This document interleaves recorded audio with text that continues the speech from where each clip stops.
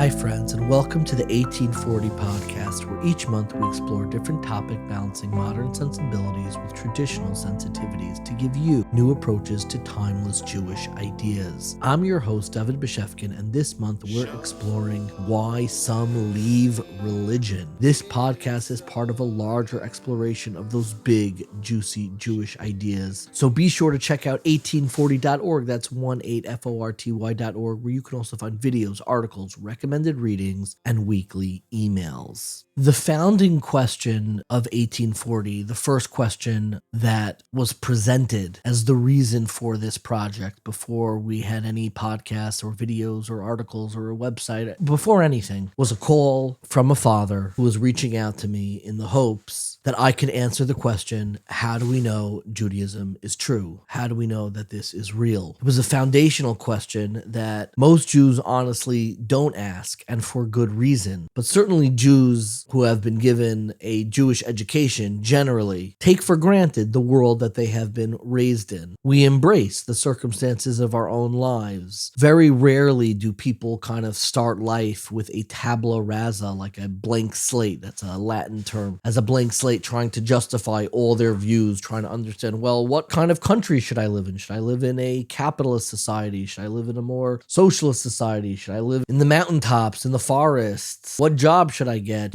And you list every single job possible. No, we usually approach our lives and we take for granted we have what's called bounded rationality. We are not trying to figure out everything in our lives from a blank slate. It is, in my opinion, impossible to do so, even when we pretend that we are approaching our own lives as a blank slate. We're really not. It's impossible to be a blank slate. Our experiences, our thoughts, our own subconscious are always at play, even when we convince ourselves, let's approach this like a blank slate. It's never really fully blank, which is why I've always struggled with the question, or how to approach the question, how do we know Judaism is real? In many ways, I still look at 1840 as a response to answer that question, but the way I've approached that question has never been by just directly answering each point of data. There are a lot of people who, the way that they approach the question, how do we know this is real? How do we know this is true? What will they do? They will pick up each piece of data. They will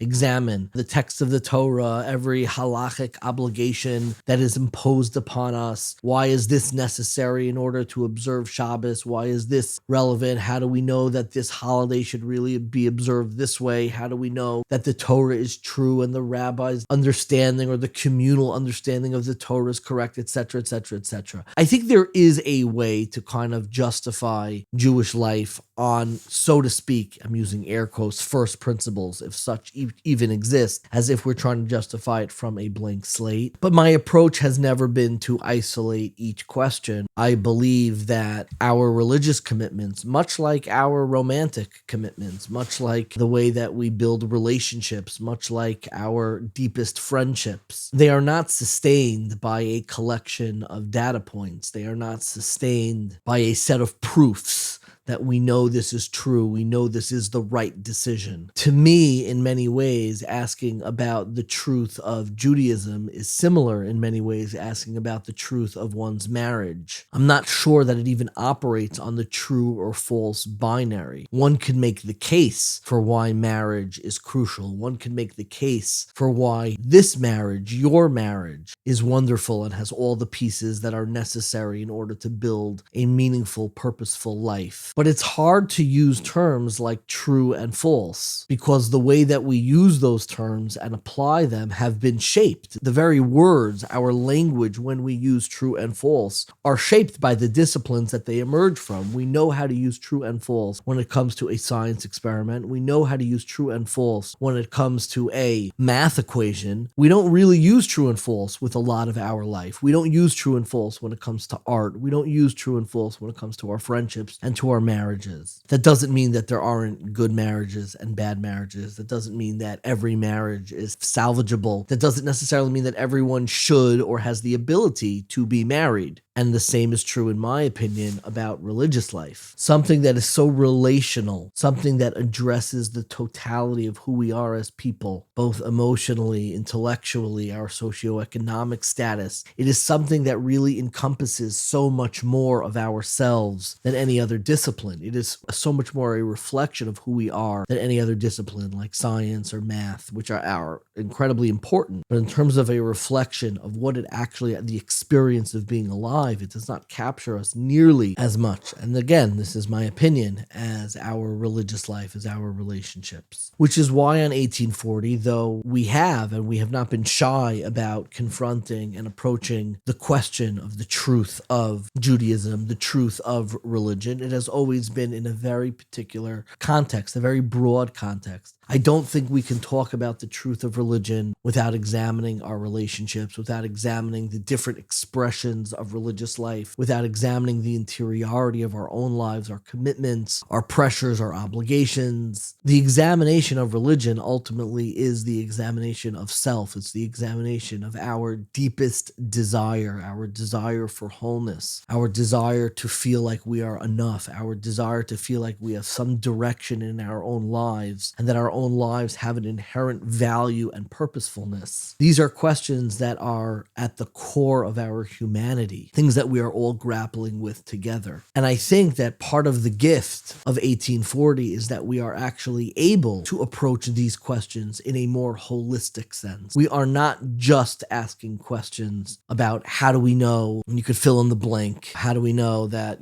the way we observe Jewish law is exactly this way? Awesome question. How do we know that the interpretations of the Talmud are in fact what was intended by God in the Torah? Also fantastic question. How are we supposed to understand the miracles and the supernatural and prophecy? All fantastic questions. I don't think any of those questions can be detached from our humanity. And what is our humanity? Our humanity is how we interpret the world, how we approach the world. What do we hope to find in the world? How do we want our lives to feel? And these are much more ambiguous questions. They're not isolated points of data. They're kind of much broader questions about what we attribute significance to, what we prioritize in terms of examining and explaining, what explanations resonate within us and what don't. And in many ways, I think the debate in 2025, or really the question of how do we know this is real if we approach that and really unpack the question, it is a window to really understand and really embrace and appreciate who we are as people. What I'm trying to say is, regardless of how one actually answers that question, regardless of whether or not you emerge in your personal quest as, an Orthodox Jew, a conservative Jew, a Reconstructionist Jew, an atheist, to convert to another religion, I believe that giving value and appreciating the very quest and understanding why different people emerge differently within that quest is not eroding the importance of the religious search, is not minimizing the value, the fact that this episode and so much of what we've done on 1840 is really about the process, the question, rather than the specific answer. I actually think this is what makes religious life and religious commitment so exciting and so beautiful and so uplifting. We're not just picking up pieces of data and saying, well, do you know about this? What do you do with this? And then,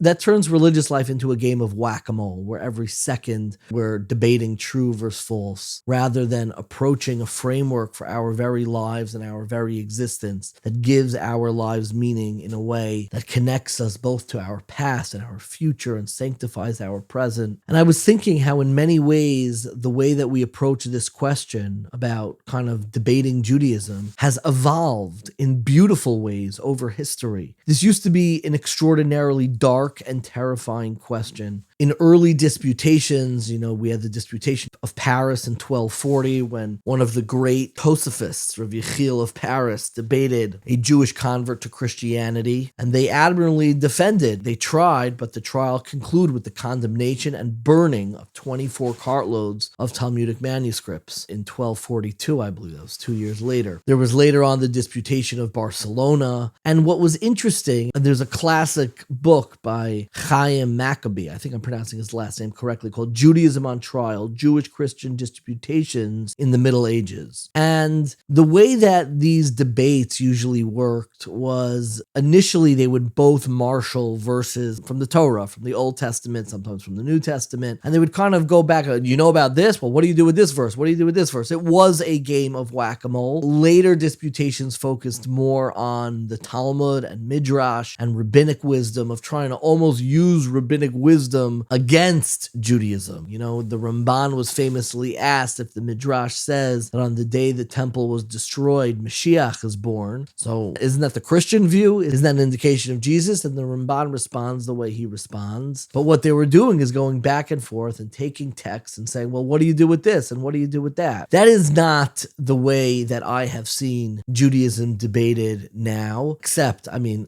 in Jewish circles. I am not talking now about debates between Jews and non-Jews. Those do sadly still go on, but they haven't really evolved all that much from the Middle Ages. You go on Twitter, and every 2 minutes on X, as it's called now, there's another thread by some non-Jew who read some very immature translation of the Talmud or some, anti-Semitic collection of Talmudic writings that are, gleaned to show Jewish life and the Jewish people in the worst possible light. And what do you do with this? I'm not talking about that. What I'm actually talking about are Jews who are gathering together and doing this very same thing, trying to talk out loud and respectfully debate with one another, not, God forbid, burning a carton of Talmud, but Jews who are genuinely concerned and trying to figure out, is this real? What is real? What is true? They're trying to find truth. They're trying to find truth in their lives. And there's a group, and we've had one member of this group on already. He was on within the first few episodes of 1840 under a pseudonym named Philo Judaeus, who, as I mentioned then, was someone who I knew in yeshiva. He goes by the name Aryeh Englander. He happens to be a dear friend, someone who I've kept in touch with. It's a story that upset many of our listeners, and it is in many ways. He would say it himself. He's one of the most thoughtful, sensitive people I know, and he studied in yeshiva with me in Baltimore for many, many years, and he was married and in Kollel, and because of the weight that he felt with the questions about the truth of Judaism, he eventually decided to leave the community, essentially, which came at a tremendous cost to him and his family, something that he still speaks about and openly grapples with. And the reason why I invited him back, and I invited him not just to come by himself, but with someone that I've been meaning for so long, and I've quoted many, many times on 1840, which is actually another one of my neighbors. My neighbor on one side, the Flaumenhoffs, we had when we did a series on the Dati Leumi community in Israel. And my neighbor on my other side is someone named Daniel Hagler. Daniel Hagler is a physician. He's a surgeon. He works in the trauma unit and has really become one of my closest friends in the world because, unbeknownst to either of us when he moved in, he also is extraordinarily active online where he posts and he's involved in these groups known as Respectfully Debating Judaism. These are groups on Facebook. I think you need an invite, and there's another group called From OTD Dialogue, which is a Facebook group where people both within the Orthodox community and those who have left in whatever way, in their varying degrees of leaving the Orthodox community or maybe changed in their affiliation, have dialogue with one another. And this is one of the gifts, in many ways, I believe, of modernity, that we're able to have conversation in ways that two groups, even 50 years ago wouldn't really have had the platforms and the places where we were able to have these conversations. But what I find so interesting is that in these rooms, when people are actually debating or talking about their religious life and religious commitment, yes, there is some of kind of that old school whack-a-mole Middle Ages debate. What do you do with this? How do you understand that? And some of it, not all of it, but some of it is in very good faith and really, open-hearted questions. And people are going to approach questions and come away from questions with different conclusions. I mean, we're human beings. We are different. We don't need to be afraid of the fact that not everyone who is exposed to Jewish life, and religious thinking walks away saying this is, of course, absolutely true. Doesn't need to frighten us that is not necessarily the case. Of course, that's the case. We have free will. God did not create a world where he was undeniable, where the service of God was so obvious that would erase our own agency in building our own lives, which is the very purpose of this world, to come through our own agency agency, through our own efforts and work and understanding, not to build an understanding, but to bring divinity into this world, to bring divinity in a place where it is apparently absent. And in these rooms, what really fascinates me most is not the questions about what do you do with this, what do you do with that, but the questions of methodology. We all have access to the same data. We've all been online the last 20 years, and we've been exposed to all of the questions. If you're looking for them and they bother you, we know all the questions and all the proofs and all the back and forth. And where does that leave us? Where it essentially leaves us is, what do we do with all of this data? It is not a question of, hey, did you ever see this? Did you ever think of this? Did you ever know this? Not a question of finding out a new question or a new answer. It is really, what is the methodology you are going to use in order to construct meaning in your life? How are you going to assemble and react to that data? I think it's actually a very powerful conversation, and is one I am so excited to present to our audience. It is a conversation moderated by myself, really between Aryeh and Daniel, and it gets in the weeds. I'm just letting you know now, this is a very real conversation, because these are two people who are friendly, who know each other, who have respect for each other, deep respect for each other, who are really approaching in many ways the same world that you and I, that we all live in, a world that is apparently absent of the supernatural and the miraculous. We don't have open miracles. I haven't seen them. That is not why I believe. It is a world where we have a Torah text that some have questioned or struggled with understanding its authenticity, okay? And we have a finite amount of time on this world with the question of, what now? How should we build our lives? Where should we find meaning? How should we build that meaning? What it really comes down to, and it's so moving, is a question of methodology.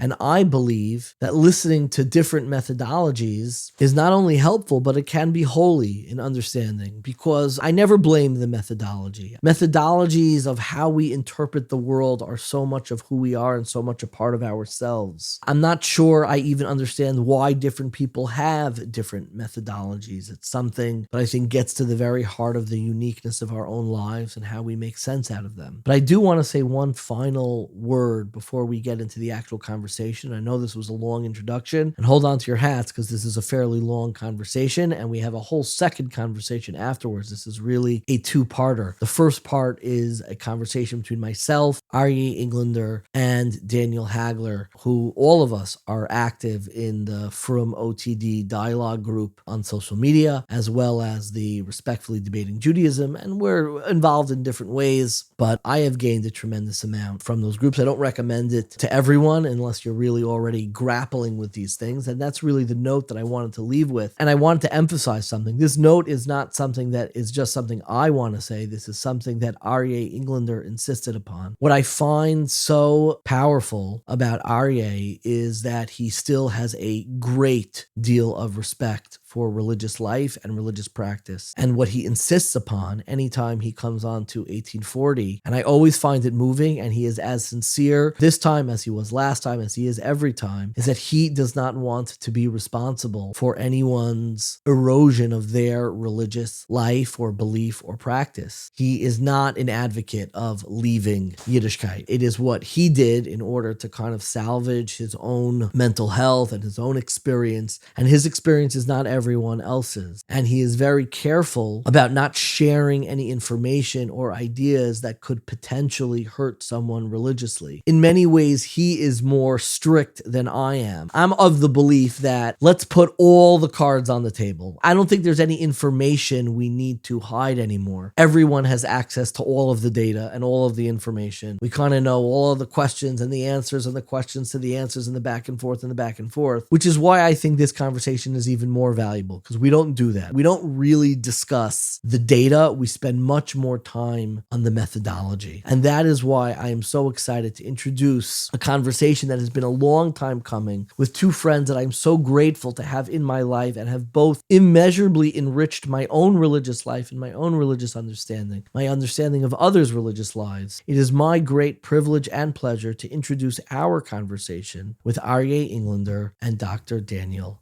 Hagler. Hagler. Today I have a returning guest, Aryeh Englander. We went to yeshiva together to Ner Yisrael. We learned Torah and we kept in touch afterwards after Aryeh transitioned away from the Orthodox Jewish community. With that all being said, Aryeh and I reunited over a Facebook group that he invited me to. He invited me to the From OTD dialogue group, and it was a dialogue between people both within and those who had grown up but eventually left the Orthodox Jewish community. And him, being somebody who did grow up and then eventually left the community, he invited me in and we started talking again about religious life and religious ideas. And I had some of the most edifying and interesting conversations just reflecting on my own religious life and religious commitment. It always moved me that Aryeh was very careful. He never wanted to argue or erode anybody else's faith. It is something he had went through himself, something that he himself, as we'll explore and have explored, would describe as traumatic. It was a very upsetting period, and he's not looking, and we're not looking to erode anyone's faith. Instead, what we're doing today is really talking about the methodology and how we come to develop our own religious ideas and convictions. And in this group, lo and behold, I met somebody else named Daniel Hagler. Daniel Hagler was someone who was religious, grew up in the Jewish Orthodox community, and he had the most insightful posts in this group that was a dialogue group. And lo and behold, and this is genuinely, like, I look at this as divine intervention. This is not part of our conversation today, but like, he ended up being my next door neighbor, which is really wild. And the three of us, Aryeh and I,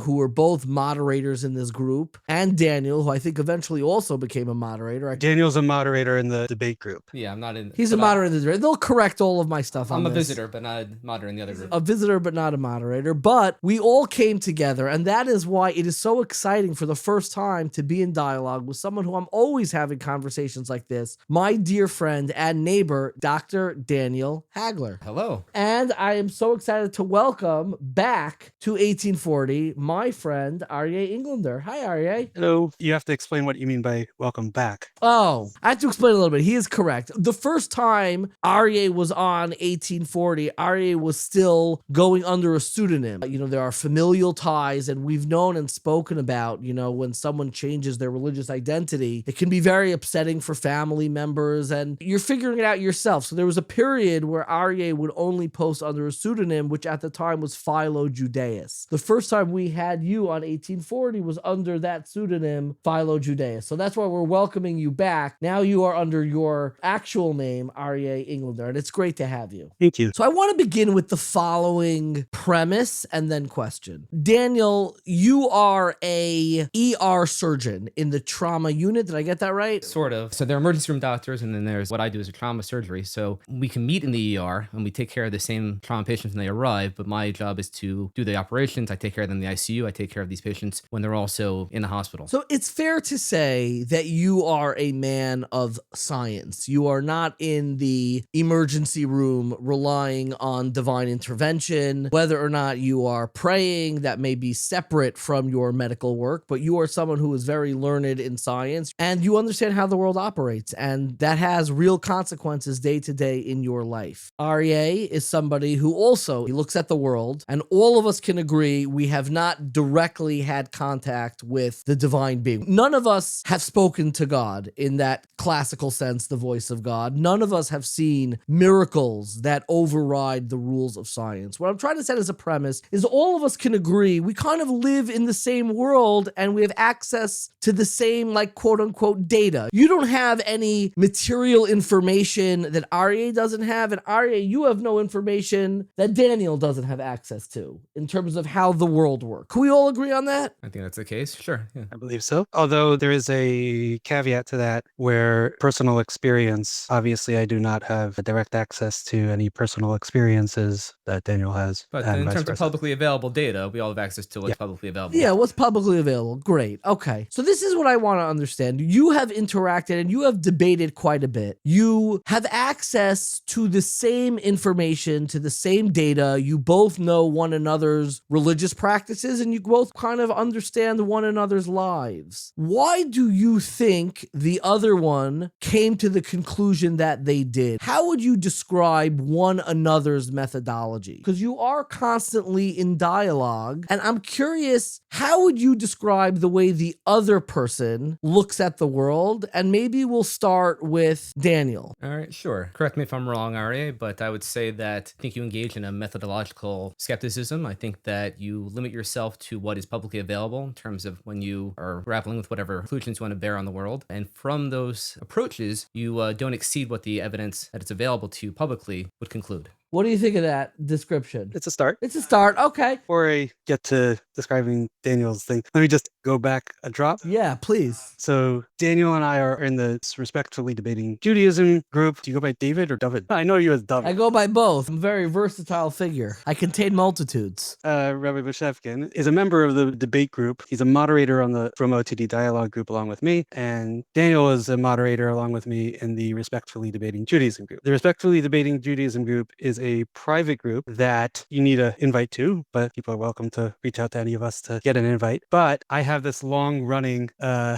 disagreement with the other moderators where I, from my experience, as David said, as traumatic, that losing my belief, which was very difficult for me, still is actually, and knowing so many people whose lives got ruined and lost their families and things like that, I am super nervous about destroying anybody's faith. So if anybody asks me to join, I give this long disclaimer, which I worked out with a friend of mine who's a Talmud Chacham. I give Meir Makomos. I basically say it's likely, there are probably Shitos who say that it's Asar Midaraisa to join the group. Let me explain the disclaimer. Aryeh is genuinely and sincerely always concerned about exposing people to views that could be deemed as heretical, as am I, just to be perfectly clear. 1840 is an unabashedly pro-religion podcast. We are trying to strengthen and help people construct their faith and find meaning in the world, particularly meaning in their Jewish life. And the concern that I think Aryeh is trying to surface, I'm trying to help and give you the words that you're already describing. You were making a very real and sincere plea, which I really appreciate, is that you are genuinely sensitive. You don't want to erode anyone else's faith. It was a traumatic episode that you had. You know what the consequences are. You are not out there knocking on doors. You didn't call me up and say, David, I have this great idea. I had to beg you to do this. And that's out of your respect for religious life, religious thinking, and I have never seen you, not once ever, be cynical or dismissive about people of religious faith. That's why I was so confident to have you on. It's because you're so insistent on that disclaimer. It's because you take religious life as seriously and as sincerely as you do, which is actually why I'm so comfortable talking to you about this. Because I think we're all actually rowing together. I think all of us, one of the things that we can all agree upon is that all of us want people to live healthy, fulfilling, and nourishing lives. Yep. Are we on the same page? Sure. But Aryeh, is the reason you're bringing this up because you're saying that you're going to hold back on the podcast? I might hold back That's fine. on giving some arguments. I also discussed with David, we had a long conversation. I insisted on a long disclaimer before we start. And additionally, I just wanted to give a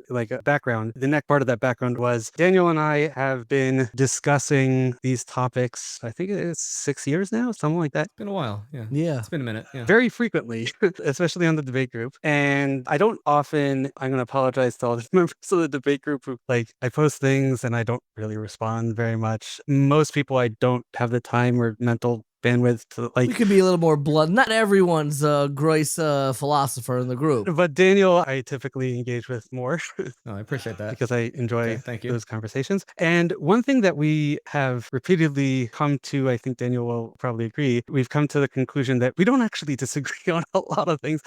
We have very similar views. You guys are a hair's breadth away from one another. Well, I don't know about a hair's breadth, but the conversations often come down to, well, if I had your approach to epistemology, meaning how to approach, truth and belief, then yeah, I'd probably be pretty close to what you are, and vice versa. And it's like, okay, so where are we disagreeing again? Well, then it's in the matter of epistemology.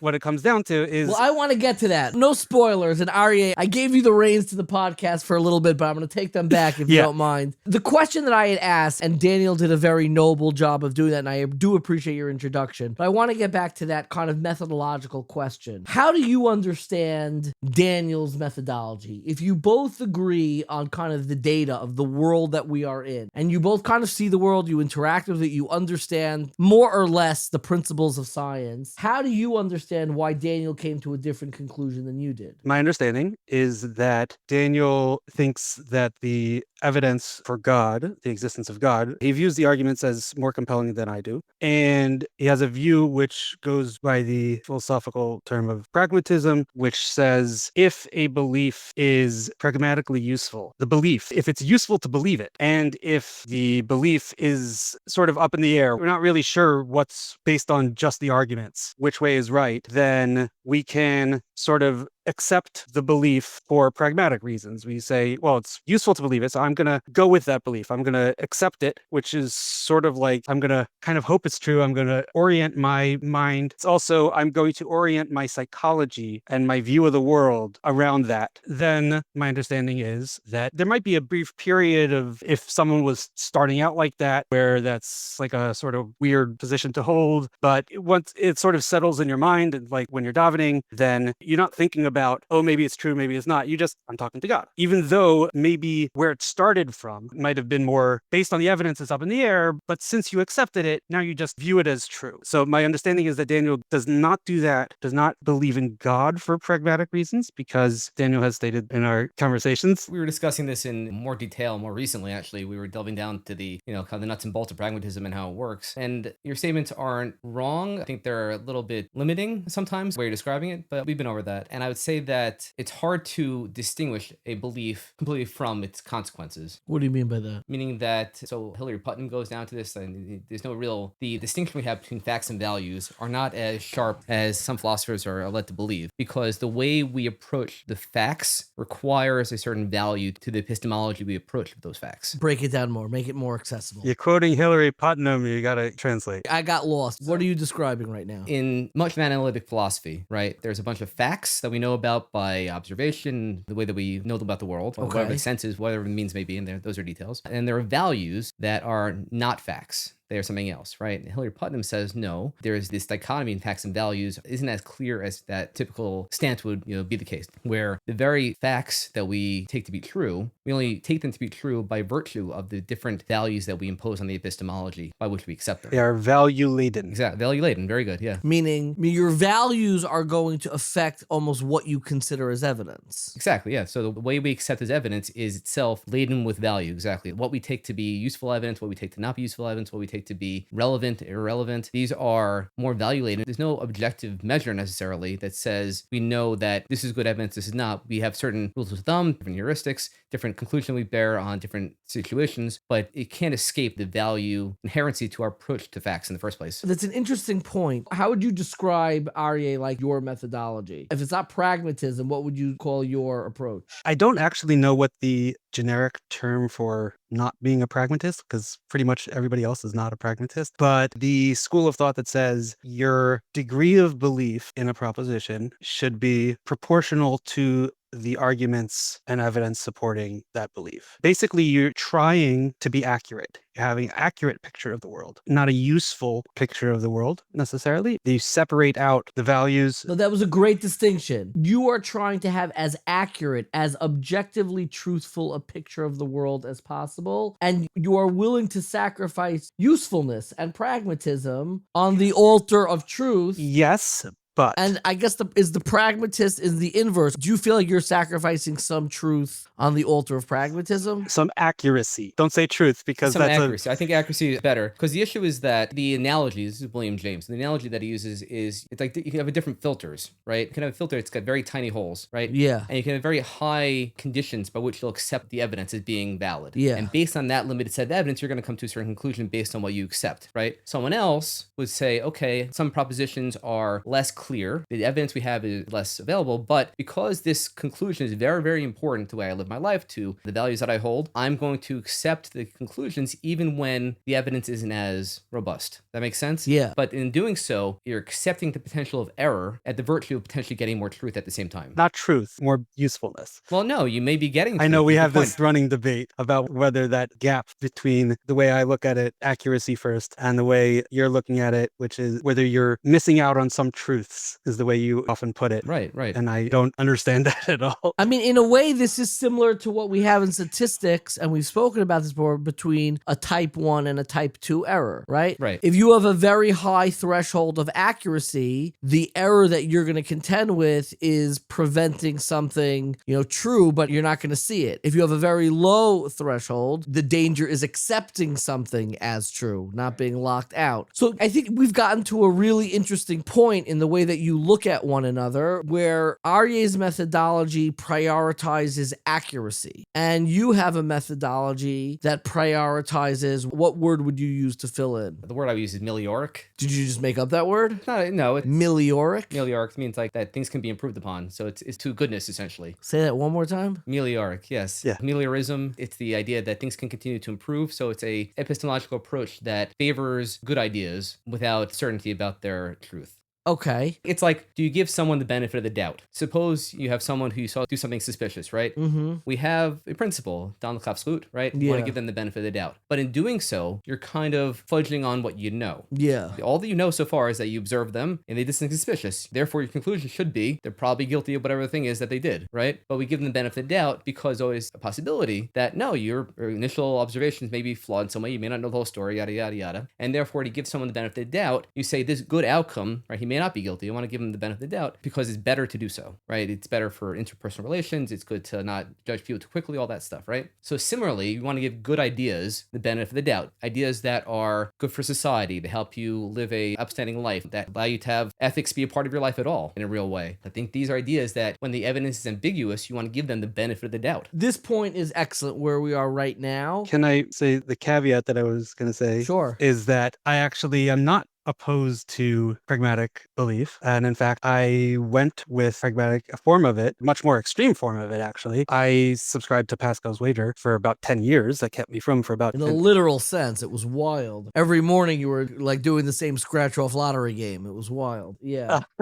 When the stakes are that high, even I will be a pragmatist. But I'm not opposed in theory to pragmatic considerations for some of the same reasons, right? We know that beliefs are value-laden. We know that, I like to say that I can show you a dozen different ways why your beliefs ultimately aren't justifiable from philosophical considerations. Including your own beliefs, no? Like, Yeah, including and my you own could turn that beliefs, on yes. yourself as well. Yeah, and I will agree that at their core, beliefs, why do I believe that I'm not a brain in a vat? Well, there's a certain element of pragmatism in there. But ultimately, I can't prove I'm not a brain in a vat, but I'm not about to walk off a cliff just because I think I might be a brain in a vat. So there's an element of pragmatism in that. I don't even have to be that extreme. If there's a significant benefit to the belief, I'm willing to give it a shot. And I did. I have done that. The difference, the Yesod HaMachlokas, at the core of the debate that we have, there's a couple points of it, but one of them comes down to, it's just for Daniel, there is more benefit than cost. And for me, there's more cost than benefit. And that's for a number of reasons. One of which is just a personality thing where like I have a very strong inclination towards wanting to have a very accurate picture of the world. I'm willing to work around that if needed, but it becomes a very difficult mental struggle to do otherwise. I also like to discuss my philosophical views openly, and in the community that I was in a frum community, if I discussed it openly, I would be shunned in the In the particular frum community that you were in. Yeah. Me and Daniel live in the same community. We have these conversations every Shabbat. Yes, you are unfortunate. I couldn't get away with that because like I would be shunned in the street if I said what I actually thought the evidence supported. I tried to convince you there was a house open on the other side. We could have been a murderer's row of Jewish philosophers. We seriously considered moving to a modern Orthodox community, but Could you imagine us three? We would have had the most insufferable Shabbos meals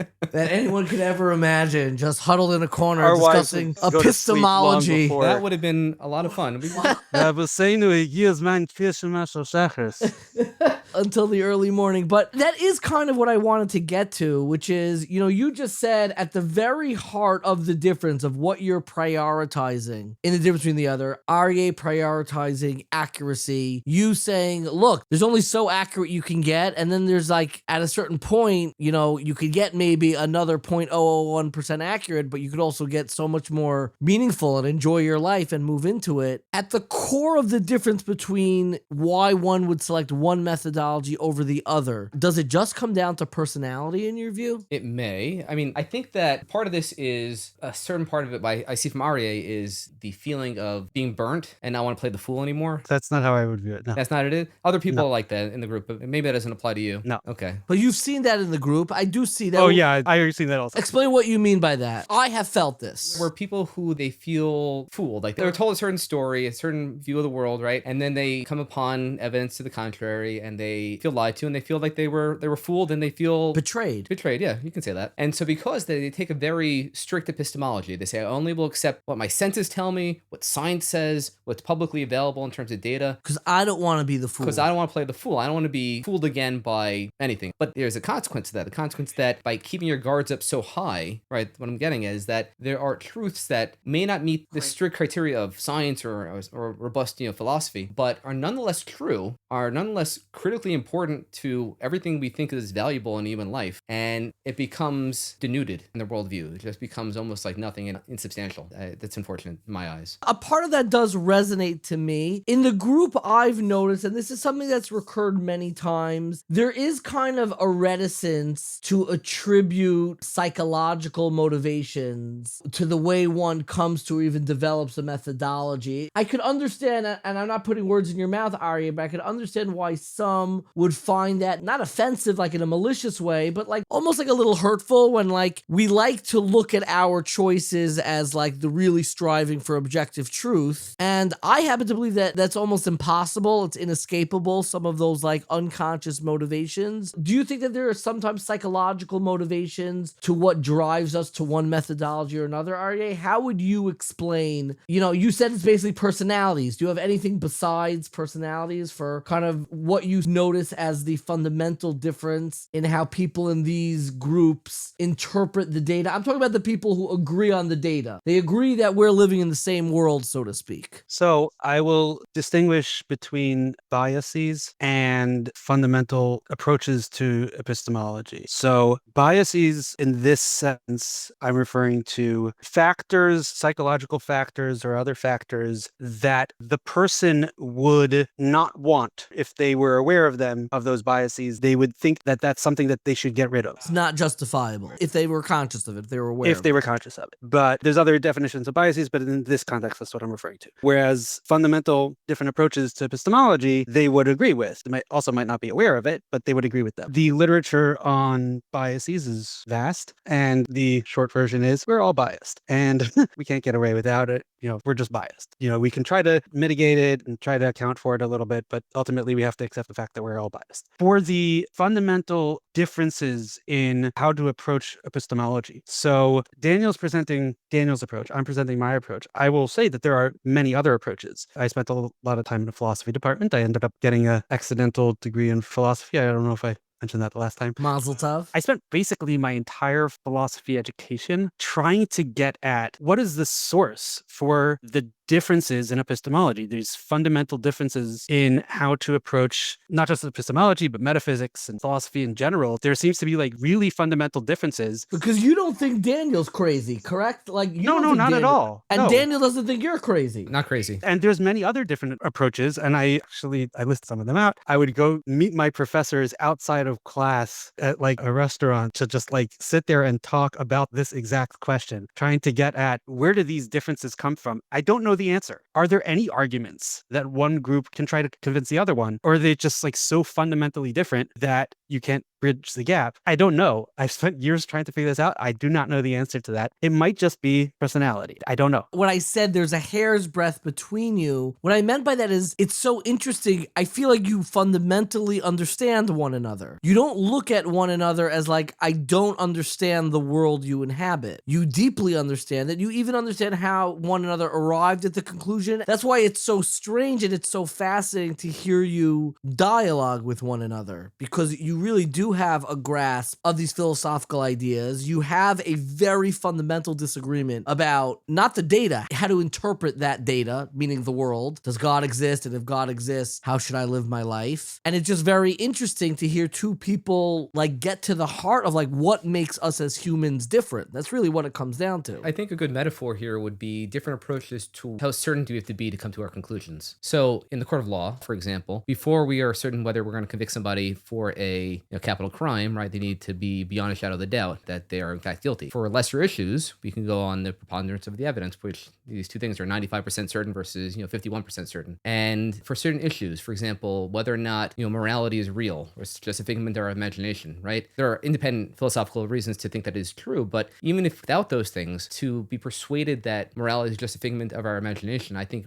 requires something like a guilty verdict. I'm not going to accept that conclusion unless the evidence is really, really strong, right? Because the consequences seem to me so consequential. Religion is so consequential, but it sounds like you don't require the level of evidence like the guilty verdict. No, the other way around. The guilty evidence should be that God does not exist, for example, or that life is meaningless, right? That's the guilty verdict. That life is worthless and we're here by accident, things like that. That requires, I think, a higher level of evidence than just saying, I'm not persuaded that God exists. This is another point of disagreement between us perpetually. Yeah, I want to dig into that for one second. I want to hear Aryeh on that because I come to God solely through, and Aryeh could, I'm sure, develop this. I don't use proofs, but very much the experience of my own consciousness, that my own life feels so real and so not by accident, feels so significant. It seems nearly impossible that my own experience is essentially just the product of neuron receptors firing one way or the other. And I have a hard time finding real meaning knowing that humanity is not unique and we're not important and we're not whatever. I have a different point of putting this in context. I think is even stronger than that, where it's like with the strongest skeptical position, you have to say something along the line of there's actually nothing really wrong with the Holocaust. It happened. Some people didn't like it. Other people did like it, but there's nothing actually wrong with it. There's just my personal opinion is that I don't like it. I agree with you. To take that position, I find it very disturbing. I have a question. If you would come to agree with those who say that there is no less meaning in life without God and religion, and there is just as much motivation on a personal and societal level to keep to morality, if you would come to accept those two things, so you're getting rid of the motivation to accept religion because of finding meaning, because you can find meaning either way, and you're getting rid of the motivation to accept religion as a basis for morality because you can have that either way, then what would be remaining? How much closer would our positions become if you would come to agree with those? It depends on the details of what you're describing. I mean, a lot of philosophers, a lot of religious thinkers, right, they identify the meaning of God in our lives as not specifically knowing what God is, right, but in the fact that we have responsibilities and moral responsibilities that are not our own device, that we didn't make it up.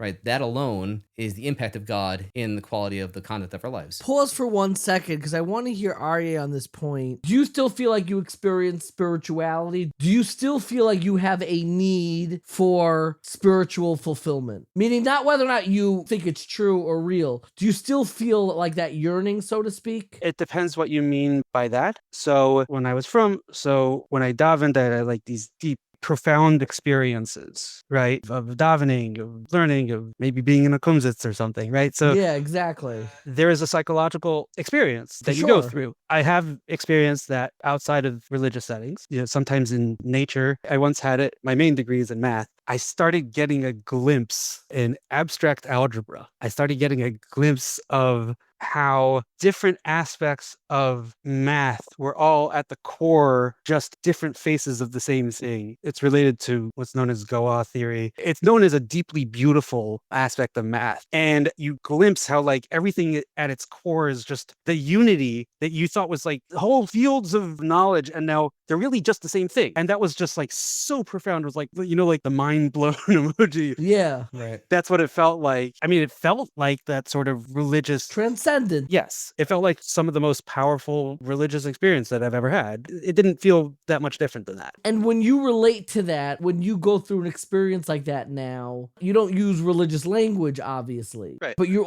don't say, oh, my neuroreceptors were firing particularly quickly. All right. From my point of view, right, it's neurons firing, right? And from my point of view, a religious person experiencing a religious experience is neurons firing. Is it really neurons firing for you in that moment? That doesn't change the fact that it feels profound, right? Yeah. It feels the way it feels. Even if I know and like think about it afterwards, oh yeah, that was neurons firing. Fine. But the feeling of love, is still the feeling of love, even if you know that it's ultimately it grounds down into a bunch of chemicals and neurons, but it's still the feeling of love. That doesn't change anything. Well, if you could simulate that with an injection Yep. and make you love a chair, right, you would see that as fake, right? Even though the experience would be identical. In a sense, maybe. But why does that make a difference? If someone could impose those chemicals on your brain, right? Yeah. Suddenly you knew they were manipulating you. Wouldn't that experience seem fake to you? It would seem unreal. It'd be like just something that you're being manipulated. I mean, in a sense, there's a fantastic recent book by David Chalmers, the famous philosopher David Chalmers. I've emailed him. I've tried to get him on 1840. No dice. Oh, no go. I tried. He's in New York. So the argument in the book is that if you were in a virtual reality or a simulation, it would still be real. Virtual worlds are real just as much as the real world is real. It's just they're real. I think that's only the case if the entire world was a simulation and we're all intersubjectively So go read experiencing the it the book. same way. He has a. Okay, I'm calling a timeout. I'm calling a timeout on simulation. I don't want to get too. Wait, too in David, depth. you should put this as this is what I read on Shabbos, right? I like that you're keeping up with that. I appreciate that. Here's my next question. When you think of the other's position, what do you think is the most compelling point, question, line of inquiry that the other side has that gives you pause in kind of your own view? I gave you pause. Do you remember what I gave you pause recently? Recently? I had an argument that you thought was like, oh, that's actually clever. I was trying to argue pragmatic reasons. Oh, pragmatic reasons for accepting Bayesianism, yeah. Yeah, Okay. because... Okay, wait, hold on. This podcast has to be for more than 5 people. That's the goal. I want to try to keep the conversation in a way that will resonate with more than a minion, more than 10 Jews. That's what I'm hoping for. Let's start with Daniel. When you think of Aryeh's position, what do you think is the most compelling? I don't want to tie you down to a piece of evidence or method, but like the most compelling point of the other side, so to speak. It's an oldie but a goodie, but I think the problem of evil, I think, is fundamentally a very high-level critique about the world we live in. It just is not the world you'd expect to find if it was created by, an all-powerful, all-knowing, and all-good. And we have our answers, but the strength of the question, if you really sit with it, is fairly large. It is very large. And the best answer, frankly, is that we just don't understand. We're missing something. We're at missing least, something. At least, yeah. The funny thing is that I don't find that such a compelling argument. Because I'm all about meliorism, and I'm very important, Well, no, I don't find it a compelling argument for my position. Well, fair enough. Aryeh, what do you think is the most compelling, point, evidence of the other side, of those who do, in fact, believe and lead religious lives? So it's not evidence, because we largely agree with points of disagreement, but we more or less agree. We live in the same universe. We're pretty close on that. But in terms of what's the best argument for Daniel's worldview, I wish I could do it. Like, really deeply, I wish I could do it. Like, it would solve so many problems. I would still be from. Like, that would be great. You speaking with that worldview, somebody came to you, I'm teetering, I'm on the brink. I'm asking you, help push me to the world of religious commitment. Give me a point, a line of thinking that you find compelling. This is not just theoretical. People come to me all the time with exactly this, and I try to send them to Daniel Hagler. Do they come to you? Have people called you? I've received many emails, yeah, and I try to help these people. I've definitely told them to call you, and you, David, because I present what I think is your perspective, but I can't present it as well as someone who actually goes with it. I'll send them to you. But there was a long period of time when, the question of if somebody gave you a pill that made you forget all the evidence, right? And everything you learned that indicates that the stuff you grew up with isn't true. Would you take the pill? And there was a very long time where I would have said, absolutely, give me that pill. Now it's more complicated because now we've built a life outside the community, and it would be hard for my kids, right? Obviously. But still, I mean, if somebody offered to do that, it would be like, can I get one for my wife also and my kids? And then please. Aryeh, I'm curious, you mentioned this to me once, you don't have to talk about it if you don't want to. Are there still things that you opt into voluntarily just because you miss it and provides you meaning? I wouldn't say it provides meaning. I would say it provides comfort. For me, I'm the type of person who just likes the way I've always done things, right? So even when I was in university, in a philosophy department, openly discussing atheism, I was still wearing white shirt and black pants. right? Oh my gosh, I can't. I have issues with both of your wardrobes, to be perfectly honest. Yes, It's you have another offered area multiple times where I've to come tried in to and fix intercede. that. I've actually made more progress with Daniel. I think it's because I have Oh, that's more why you wanted in me to move with nearby his so you could wife. fix my You wardrobe. have some influence, yeah. And yeah, I only stopped that when my wife took me to a store, bought me some colored shirts, and said, "Here, you're wearing these."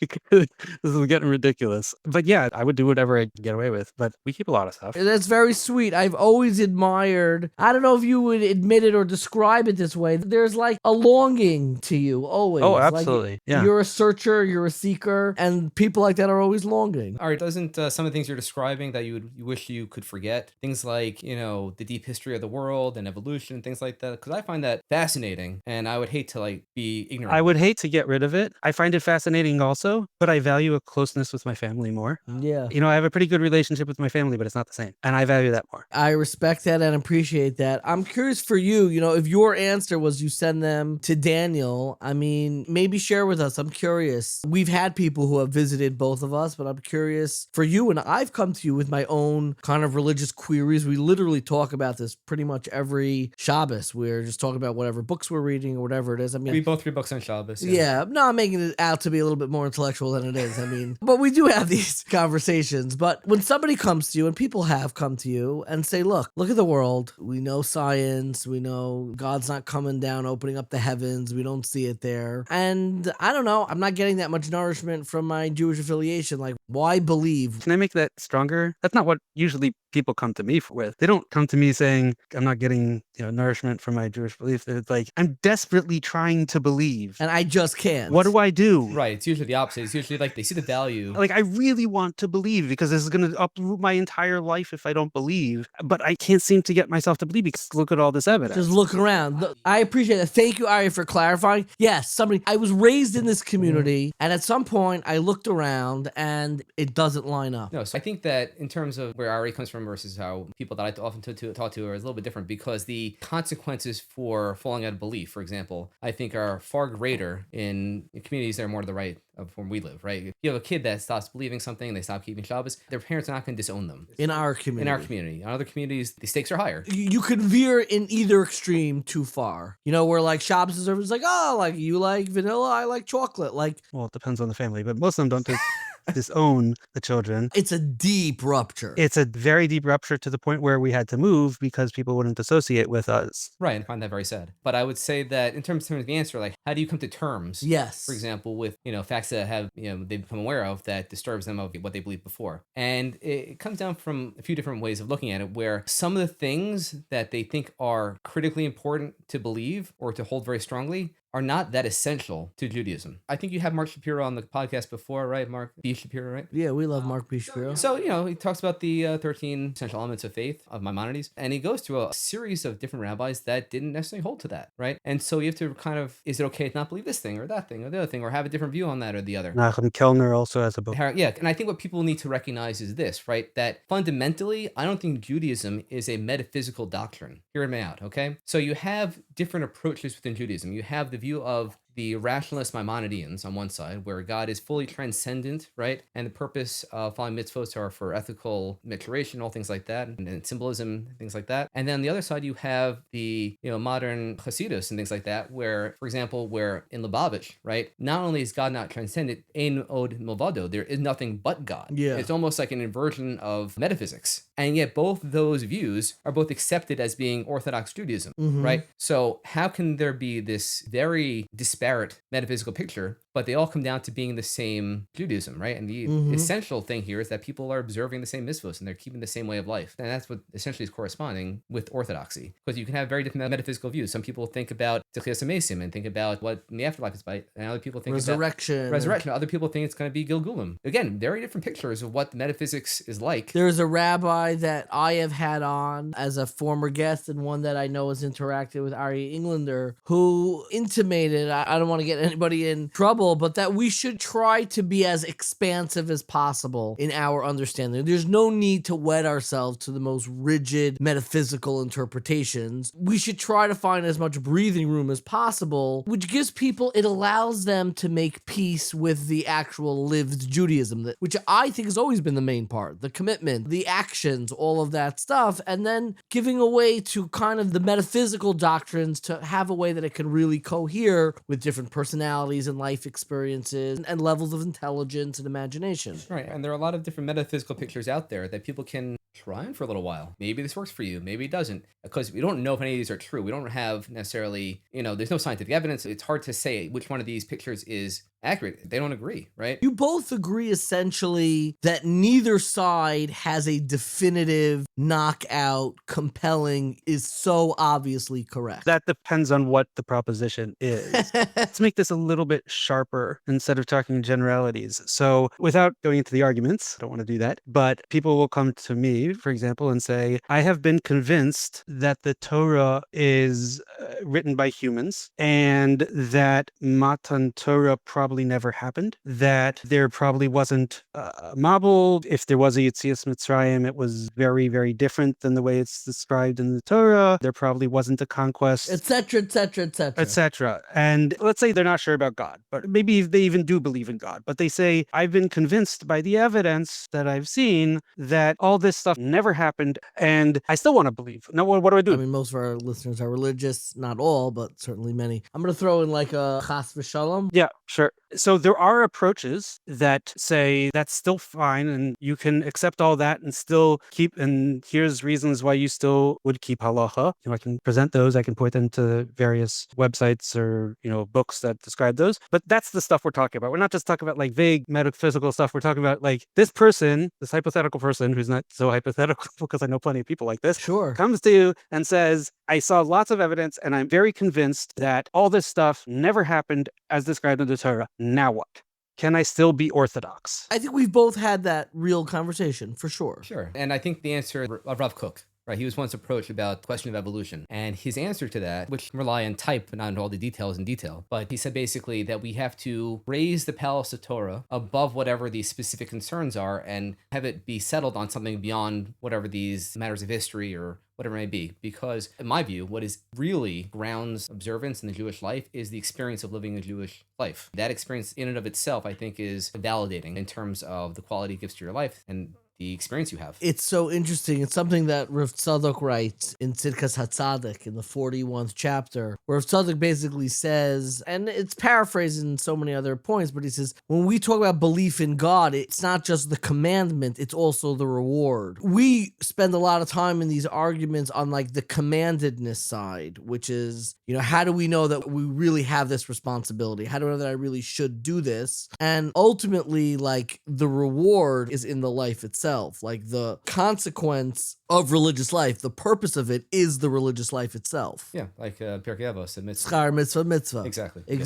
Exactly. That the reward for a mitzvah is a mitzvah. As I said, I have people come ask me this, basically that exact conversation. So if some people, it's clear that or it's at least seems plausible to me that they'll go with that, with the kind of approach Sure. you're presenting. But for other people, it just seems very obvious very quickly that like they're not of that disposition that that's going to work for them. And they're desperate. I don't know what to do for them. Like, help me out here. Honestly, like this has happened and I really feel horrible for them and I don't know what to do. I think very often, and I think about you a lot in this context, honestly, Aryeh, something that Rav Moshe Weinberger quoted to me when I had him on 1840 the first time. It's actually an idea from the Beis Yaakov, who is the son of the Ishbitzer. So that he was the Rebbe of Reb Tzadok. He was Reb Tzadok's Rebbe's son. He has a work called Beis Yaakov, and on Parshas Mishpatim, he talks about the commandment to help somebody carry their baggage and to also help people lighten their baggage. There's a real mitzvah in the Torah, prika and te'ina, that's the Hebrew word, to help somebody load up their donkey and to help somebody load down their donkey. And the way the Beis Yaakov explains this is conceptually when it comes to people's religious lives. There are a lot of people, and we're used to this, who need help loading up almost their baggage. Like they need more religious depth, religious concept, religious language, religious commitment, and they need more in their lives to find nourishment. They're not doing enough. You're not going to find nourishment if, you go to synagogue once a year for 15 minutes on like the most boring day of the year. You're not going to have a nourishing religious life. Your religious life is going to feel empty and performative and whatever. At the same time, on the other hand, there are people who don't need to be laden more. There are people who actually need help lessening their load, taking the pressure off, actually like taking off some of their commitments and ideologies. And the Beis Yaakov says we need people who do help people in that way religiously, who actually lessen their religious load. And I do think that there are people who have not optimized their level of religious commitment to their own capacity. Like we think about this a lot in economics, like the law of diminishing returns. Like the more donuts you have, the less valuable each successive donut becomes. I'll pay $1 for one donut. I'll pay 75 cents for the second one. Your diminishing returns for donuts is very different than my kids.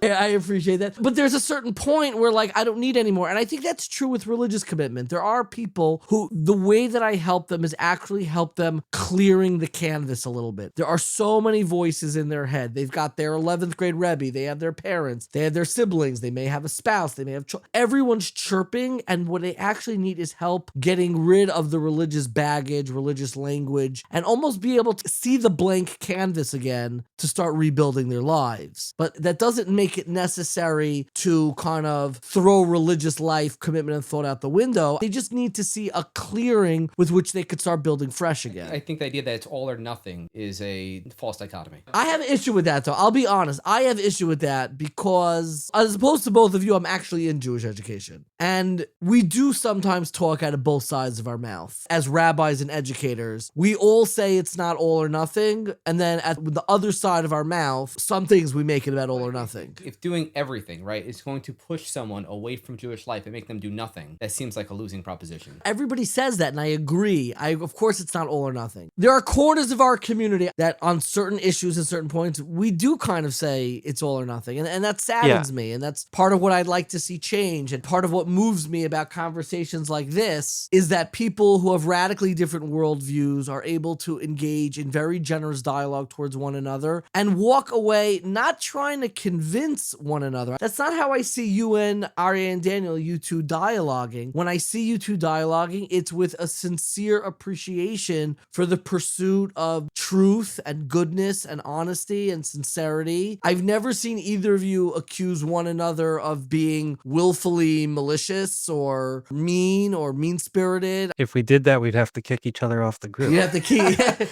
kick one another out. Yeah, we maintain certain standards on it has dramatically changed the way I approach theology. Number one, it's very humbling as a rabbi and an educator, and I think many rabbis oftentimes are humbled by their students, but it is humbling. I'm talking to two people, neither of whom are professionally in theology. Both of you are very impressive when it comes to religious philosophy. You are. And you have very nuanced, sophisticated, high-level conversations that should be humbling for a rabbi to listen to. Because when you're in the work of the rabbinate, your instinct immediately is, I'm the knower. I'm the one who has the answers. So when you meet people like you, Daniel, or like an Aryeh, honestly, I imagine rabbis probably hated both of you for long periods of your life. Because the rabbi is supposed to be the knower, but because both of you have such a sincere connection to the pursuit of knowledge, like, I'm sure you found yourselves outpacing your teachers. And I hope it wasn't the case, but it probably was, that we have too many educators in our community who don't have the humbleness to recognize when they don't have the answers to somebody's questions or they're above water on this issue. I would certainly say that it's better for rabbis. They are often posed with these questions, and a bad answer is worse than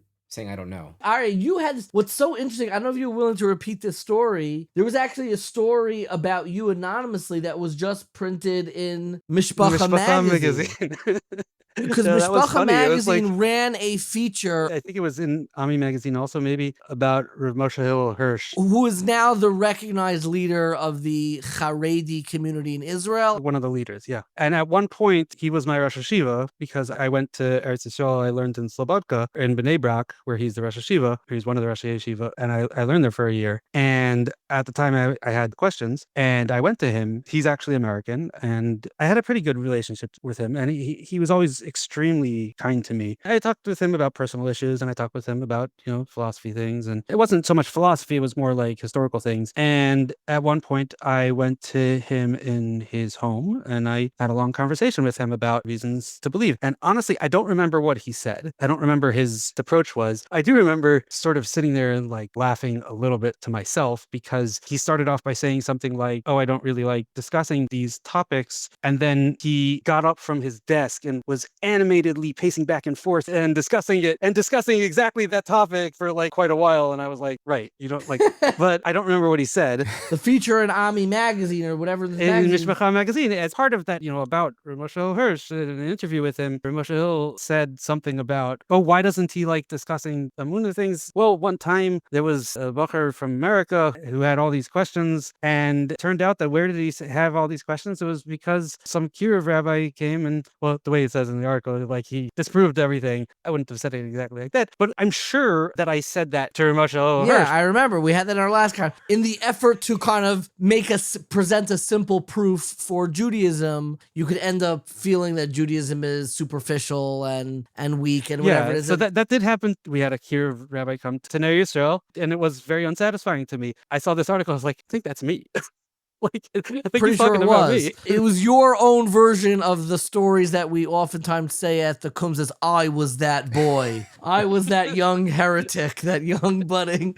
God forbid. I actually don't even think that you are. I look at you as having unarticulated faith because you live a life dedicated to finding truth, which I find very moving. And I really mean this from the bottom of my heart. I have gained so much from both of you. I love talking to people who take religious ideas, metaphysics, theology, the real questions. How should we live our life? How should we find truth? What is the best way to figure out? What's the right methodology to figure out how to live our life? It is my good fortune that one of you I went to yeshiva with, one of you turned out to be my next door neighbor. So I'm really grateful to both Aryeh and Daniel for joining me today at 1840. Hope we're able to do this again. I just wanted to note that David actually asked me to be on the podcast about 5 years ago, and I said, you can't have your next door neighbor be on the podcast right from the get-go. No, that's too soon. It was Too soon. We had to make sure that we could actually tolerate one another in case it goes bad. And we've lived here long enough that I think we could do it. I always wrap up my interviews with more rapid fire questions. I'm curious for each of you, what books would you recommend for people who are on a quest for this capital T truth that you think could help enhance one's search to find that truth? Books that have either enhanced your religious life or maybe enhanced the way your own methodology of understanding your worldview, how you look at the world. I'd like to say that part of the pragmatic approach is that the capital T truth may not be accessible to us, but a book that's helpful in the vein I've been talking about, back to Hillary Putnam, Jewish Philosophy as a Guide to Life. Who wrote that? Hillary Putnam. Jewish Philosophy as a Guide to Life? Yeah. Yeah, he's conservative, right? Well, he died. He died in 2016. Wait, his first name is Hillary? That is correct. He's a man? He is a man. Yes. Was a man. Hillary Putnam is a very famous analytic philosopher in last century. He died in 2016. I've heard the name before, never realized it was a guy, but okay, cool. He came to Judaism late in life. He actually was raised by, I think, secular parents. Okay. Secular Jewish parents. I think it was, of course, after following his son's bar mitzvah or something like that. And the name of the book is? Jewish Philosophy as a Guide to Life. And you enjoyed that? Yes. Aryeh, do you have a book that you want to recommend? No, so I'm thinking about this as like, if somebody's coming to me with questions, what do I send them? I do not send them to these books because that'll make it worse. So where do you send them? I send them to you. No, not one book? Synagogue. No, I don't have a book. Synagogue by David Beshefkin. You can buy my book or my Mishpacha book, Top 5. Except that your book is named Sin. Yeah.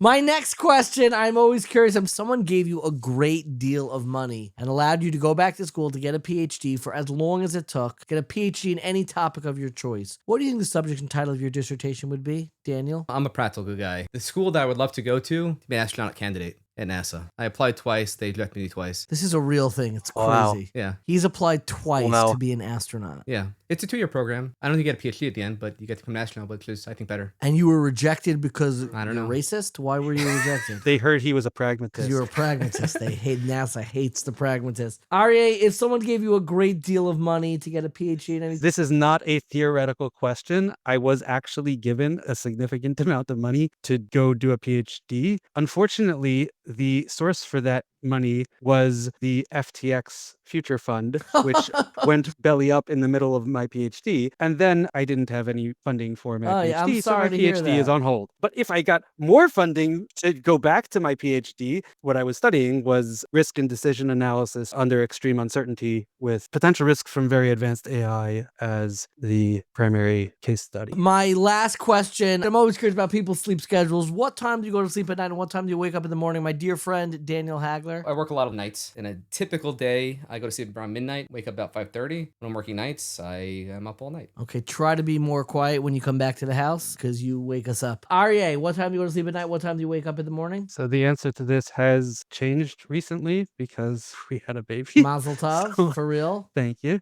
But it's getting better. We're on only one feeding in the middle of the night, gradually making that later. So go to sleep around 11:30, 12, wake up a bunch of times, sleepily go in, feed the thing, come back, hopefully go back to sleep, wake up later. I'm shocked you still have it in you. It's very, very impressive. It's that yeshivish Tati energy. And then when I make mistakes at work, I just blame it on the baby.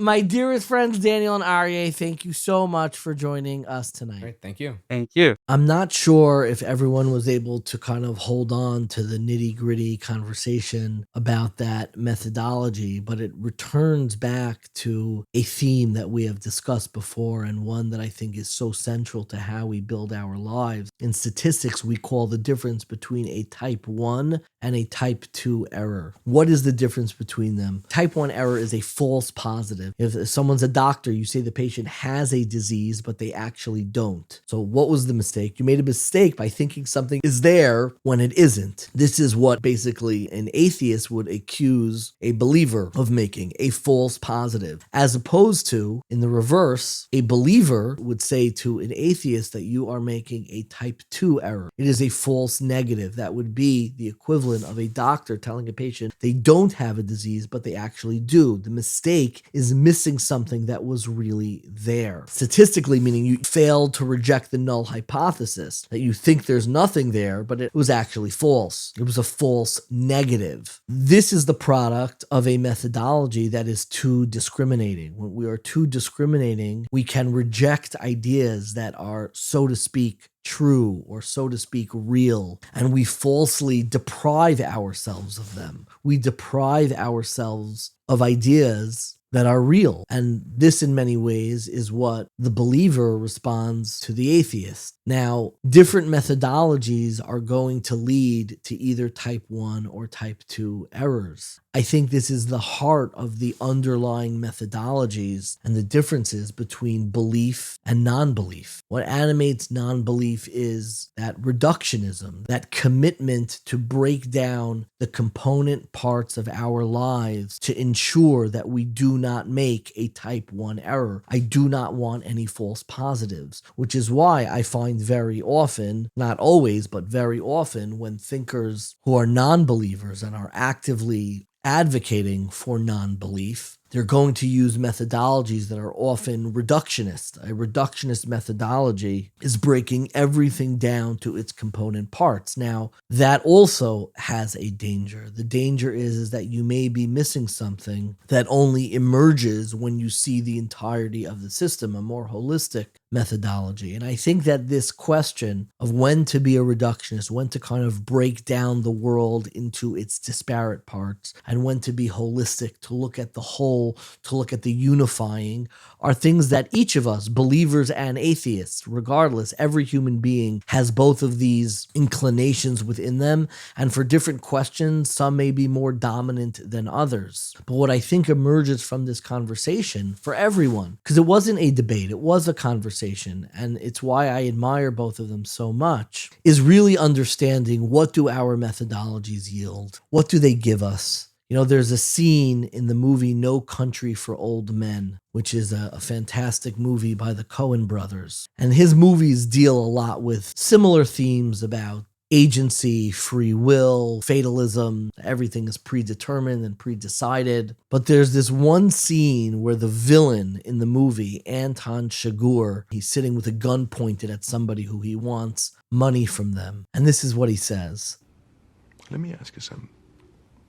If the rule you followed brought you to this, of what use was the rule? If the rule you followed brought you to this, of what use was the rule? And I think that is a question we should be asking no matter where we are in our lives. If the rule you followed brought you to this, of what use was the rule? And very often, when we are dealing with dissatisfaction in our lives, we have to ask ourselves, what was the methodology? What was the rule that yielded the current circumstances of our lives? What got us here? What was the methodology that brought us here? Most of us are not grappling with different forms of data. What we are grappling with is an underlying methodology with which we interpret the world. After the conversation with Aryeh and Daniel reached out to me and said, hey, can I come in and just make an addendum? I want to just be able to explain it a little bit more clearly what his approach was. And we had an entire separate episode with Aryeh Englander. So why not have at least a separate conversation with someone who has genuinely enriched my religious life? Daniel is not a theologian. He is not a rabbi. He is a regular person. He's not regular in the sense that he's an incredible person who dedicates his life to healing people in the ER, but someone who literally, you walk into his house on a Shabbos afternoon and he's reading, Torah, philosophy. He is engaged, and really the embodiment of the unexamined life is not worth living. He is always examining life, which is why an opportunity to sit with him and talk more about the questions and the methodologies with which we build and find religious meaning in our lives. It is my absolute privilege and pleasure to introduce a second part to this already epic marathon episode, but it's worth it. It's so important, and I am so excited to introduce a follow-up conversation with my neighbor and dear friend, Daniel Hagler. It's interesting. You and I play very similar roles in a very specific demographic. I think you do it much better than I, but we both are still meeting people, primarily online, who are either were raised within the Orthodox community. You would say the majority of the people that we're talking to were raised within the Orthodox Jewish community, so they have a stellar Jewish education. I mean, typically, yeah. Really. You've probably talked dialogue with people who have a stronger Jewish background than you do, like Gemara background. I think that's true. They have a more formal Jewish education than I do. I didn't study in yeshiva. Yeah, you didn't go to rabbinical school. After high school, things like that. But a lot of them did, and a lot of them went for even more time than that. So I would agree. And they reach out, and there is this subset. I don't want to even call it. It's not like a dark underbelly. Like, they're kind of like ordinary people, like you and I, who have access to the internet, like you and I, who have these like questions. Not everyone is bothered by these theological questions. Like, my hunch is that a lot of people are going to listen to this episode and be like, you know what? This is not for me. I'm going to skip this one. When you're talking about pragmatism and credence levels, it's just a language that a lot of people don't know, but there is a large growing segment who are attracted to this way of thinking. They talk about like Bayesian reasoning and applying that to thought. I know something that Aryeh he actually introduced me to. What's his name? Star Slate Codex? Yeah, Star Slate Codex, yeah. It's like a blog written by a psychiatrist. It was anonymous, and then his identity was revealed. Yes. But it was basically trying to teach people how to think accurately. Right. So there was a big movement. It was started by people like him, as well as Eliezer Yudkowsky, where it's basically how to think rationally. That was basically how to think better, how to think, least bias in order to be most accurate. What always fascinated me is when I see you in dialogue, and I think this is the difference between you and, let's say, the way a more traditional rabbi would approach it, is that you actually kind of like are able to go all the way into that point of view, and like you fully understand it. I think it's a very reasonable point of view. In fact, they would say it's the most rational. It's the way you want to approach things when you're using science as a methodology. That's the kind of thought process you want to use when you're trying to figure out what is scientifically true, what I can rely on in a scientific way. Are you using that day to day in the hospital? You must be. Yeah, I mean, we use Bayesian reasoning when we're trying to figure out what's wrong with the patient, what treatments are going to work, what we're going to try. Can you give like a 1-minute explainer of Bayesian reasoning? It's a very secure method. And the method is basically you have a pretest probability of what you're estimating something to be. Does this person have... What's the likelihood that this person right. has they have, X, Y, or Z disease? Right, that's the typical presentation of this way of reasoning, right? So it's like someone comes with a problem, you think it could be this problem or the other problem, whatever, and you estimate, just based on how they appear, they're presenting symptoms, what their probability is, right? What do you think the likely... Amongst a spectrum of other different differential diseases they may have. So 50% chance that it's disease X. Sure. And then you would do a test, right? And you know what the reliability probability of that test is, right? Both in terms of specificity and sensitivity. And then based on those numbers that you know about from other tests that these tests have been evaluated statistically over time, you can then update after the test, update your original estimation of what the probability is given the new information that you have. And so you do that a bunch of times, new tests and new tests, new tests. Sooner or later, you're going to converge on the most likely diagnosis. And that's Bayesian reasoning. How are people applying that in the context of like theology and religion? They would use the same sort of tests and scientific methodology, where if you would say that There's a 50-50 chance that God exists. When does it get Bayesian? you wouldn't necessarily say it's 50-50, that's just two different possibilities. They would Yeah. estimate where they exist on their pretest value before they know anything, right? Okay. And a lot of them would say, I'm going to take everything that I think I know about this topic and come from zero. Yeah. And that's often what it is. They don't often, I would say, they might disagree with me. I feel that they don't always take it where they started from, then apply tests, and then we go from there. They kind of became skeptical from other reasons, and they said, I'm not going to trust anything I don't So really... on first principle. Right. From scratch. I want to be able to build up the belief in God from blank slate. From blank slate, exactly, from nothing. And then I'm going to use the methodology of science or public information, facts I can rely on, and see how far can I get. And there is something that recurs in there. And you know what? I honestly, it's the thing I identify with most, of that sense at some point. And I don't have anybody that I begrudge, but I never like being the fool. I understand, and it's the point that you made in the conversation with the Aryeh, like once the rug is pulled out from you, from whatever stories that we all grew up as kids that maybe, you know, we took more literally or more simplistically and not in, you know, in a more sophisticated way. And then you feel like foolish and you're like, I'm not going to be made the fool again. People are genuinely hurt. They feel harmed by the process of being disenchanted with what they thought was rock hard truth. And they find it's not as secure as they once had thought. And in fact, they disbelieve. You actually use the term disenchanted, which actually highlights why I am so enchanted by your brand of Judaism. I genuinely find it fascinating. You know, the term disenchanted, I don't know if you were deliberately using it that way, was a term that was used by Max Weber, who was a great sociologist of religion. And the way that he described the secular modern world that we all live in is this disenchantment of the mystery or the miracles that, like, wow, that otherness that religion often provides, it erodes, it disappears. Like everything feels very mundane. This is what fascinated me about your Yiddishkeit, your religion, and it genuinely does. And I think I've expressed this to you before.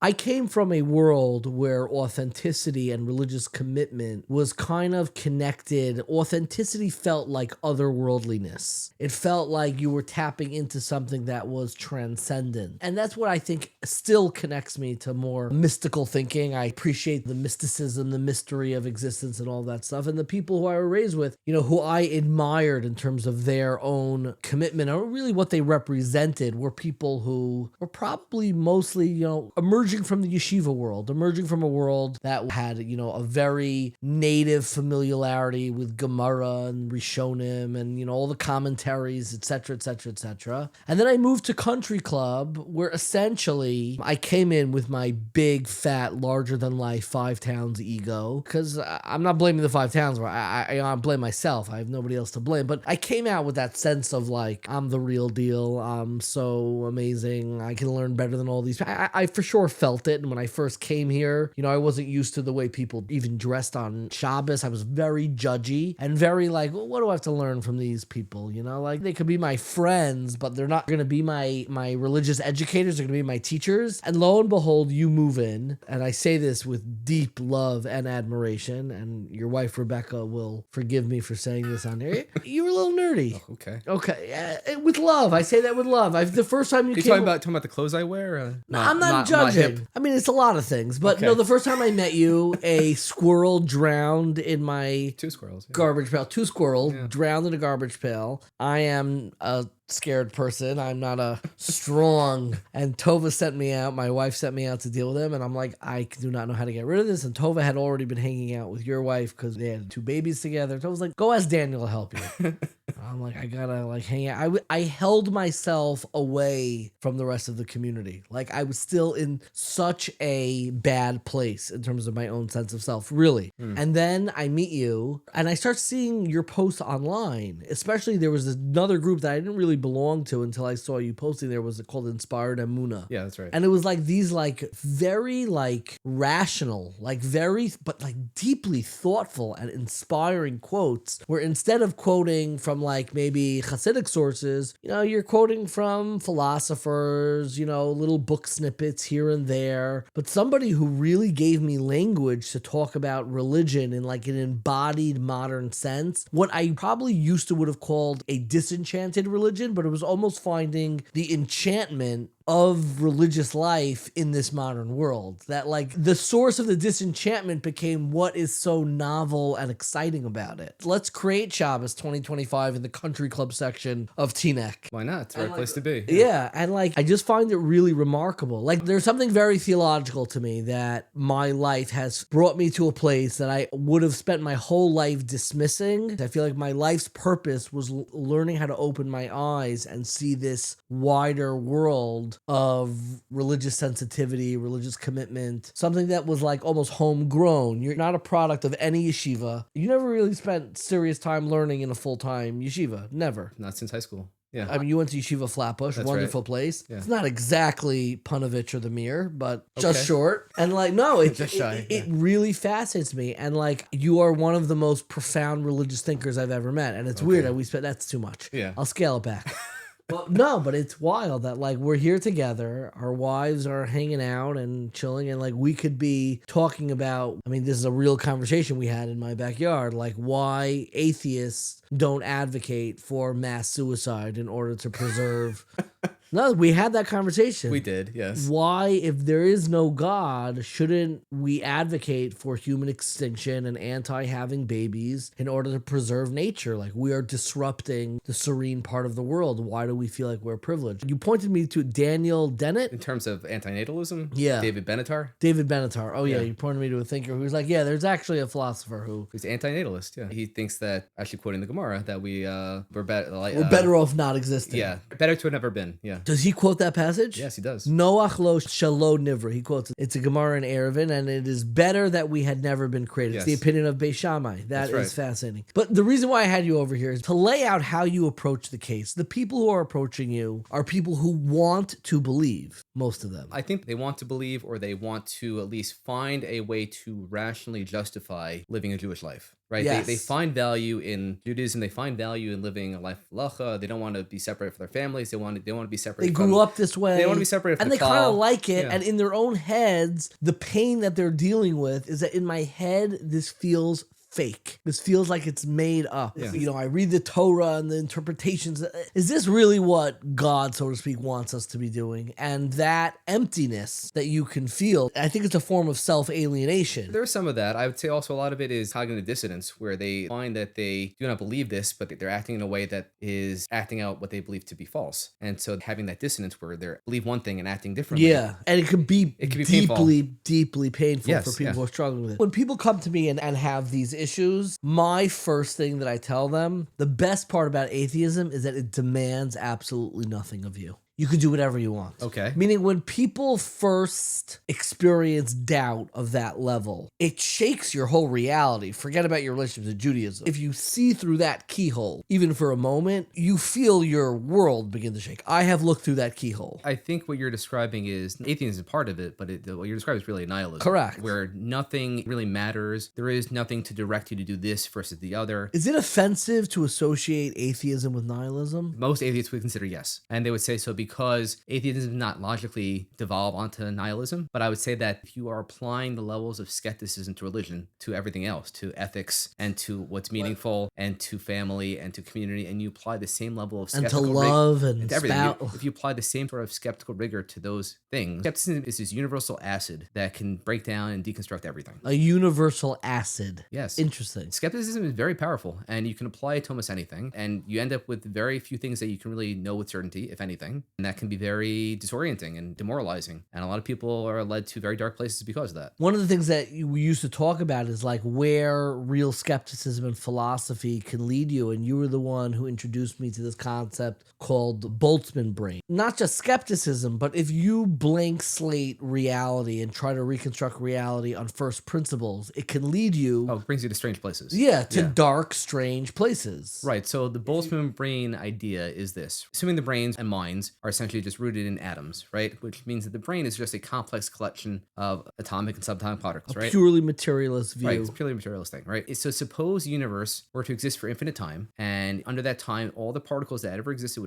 they would interact and reinteract. Every combination that it's possible to ever create will happen again, infinite number of times, okay? Over the course of infinity. That's the magic of infinity. Yeah. At times, everything that is possible to happen will certainly happen. And so in that case, under that long periods of time, it's possible for a series of particles to spontaneously come together in just the right way to form a brain that happens to be floating in space. And that brain will have certain sensations and have memories, and have a consciousness and all be false. But the point is this, that if in infinite time, it's more likely for there to be more of these brains floating around that are completely false in their knowledge about everything, that there are more of those brains floating around than there are brains living on the planet Earth. That would have, with a real embodied reality. Right, exactly. In the real world, rather than completely a figment of its own imagination. No, based on that's nothing. the dark place. If you blank slate existence, if you blank slate reality, you're like, I want to start from first principles because I don't want to be the fool. I want to live a life of truth, of accuracy, of precision, of never being the one who,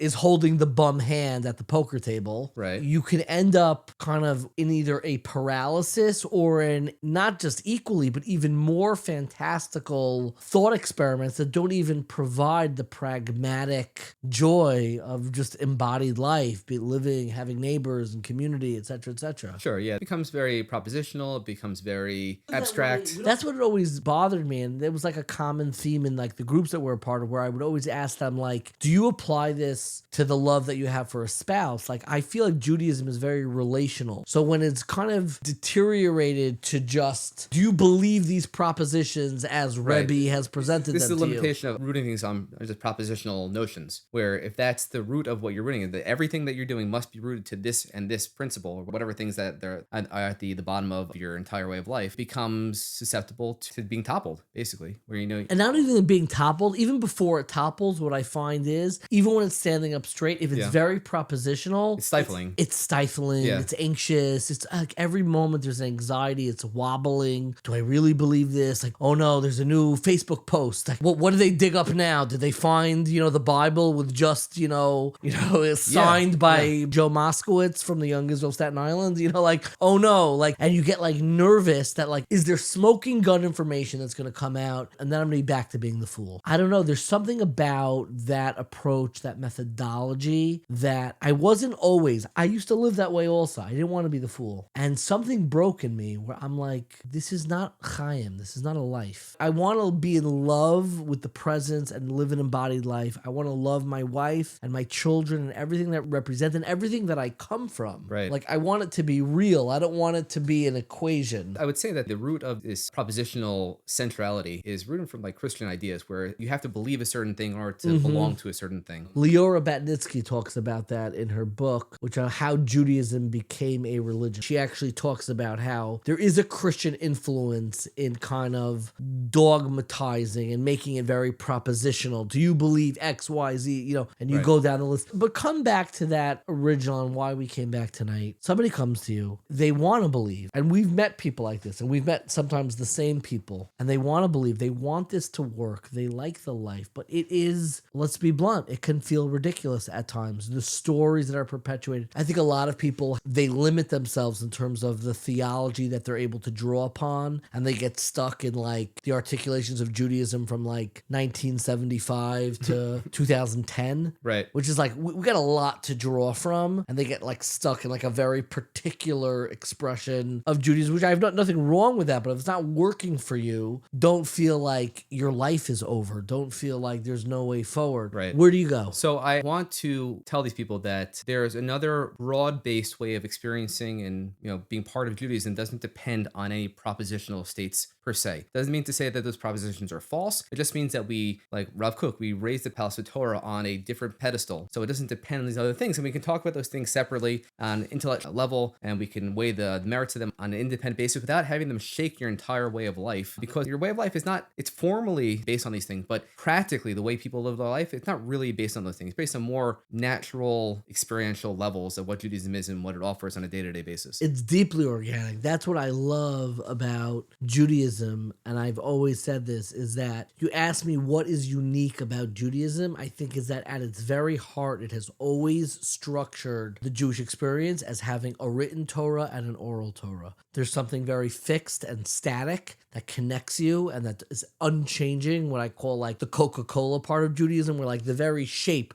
the contours of the bottle were patented by Coca-Cola. The contours of the bottle. I did not know that. Because you know what he said? Because John Pemberton, who was the founder of Coca-Cola, I think in 1886, I mean, it goes back, he said, I want it to be recognizable even when it's shattered on the floor. That's a very profound statement. I think it's an analogy in many ways about like Jewish identity, that like it should be recognizable even shattered on the floor. There are parts about Judaism that are static and unchanging, but then we have a Torah Shebaal Peh, which is always ever changing, ever moving, ever evolving, and they're always in dialogue with one another. I think it's fair. So yeah, so I would say to these people that we can root Jewish life and Judaism generally in kind of three different ways. And the first one, which I mentioned in the the talk we had with Aryeh, it comes down to experience, right? And that's the way that if you lived through Shabbos, right, and you were part of a community and you experienced it can be a self-justifying experience. And when I have Friday night meal with my family and my kids, and I have a community where I can look around and hang out with neighbors, and my kids go right next door, and all these things that happen by just having a Shabbos community that naturally forms from that, in and of itself justifies having Shabbos, and in such a way that I pity people that don't have Shabbos. Like, that's how significant it is. What keeps you from watching television on Friday night? Why don't you watch television? If you understand the mechanisms by which Shabbos becomes the Shabbos of experience, you realize that the strictures, the regulations that come with it,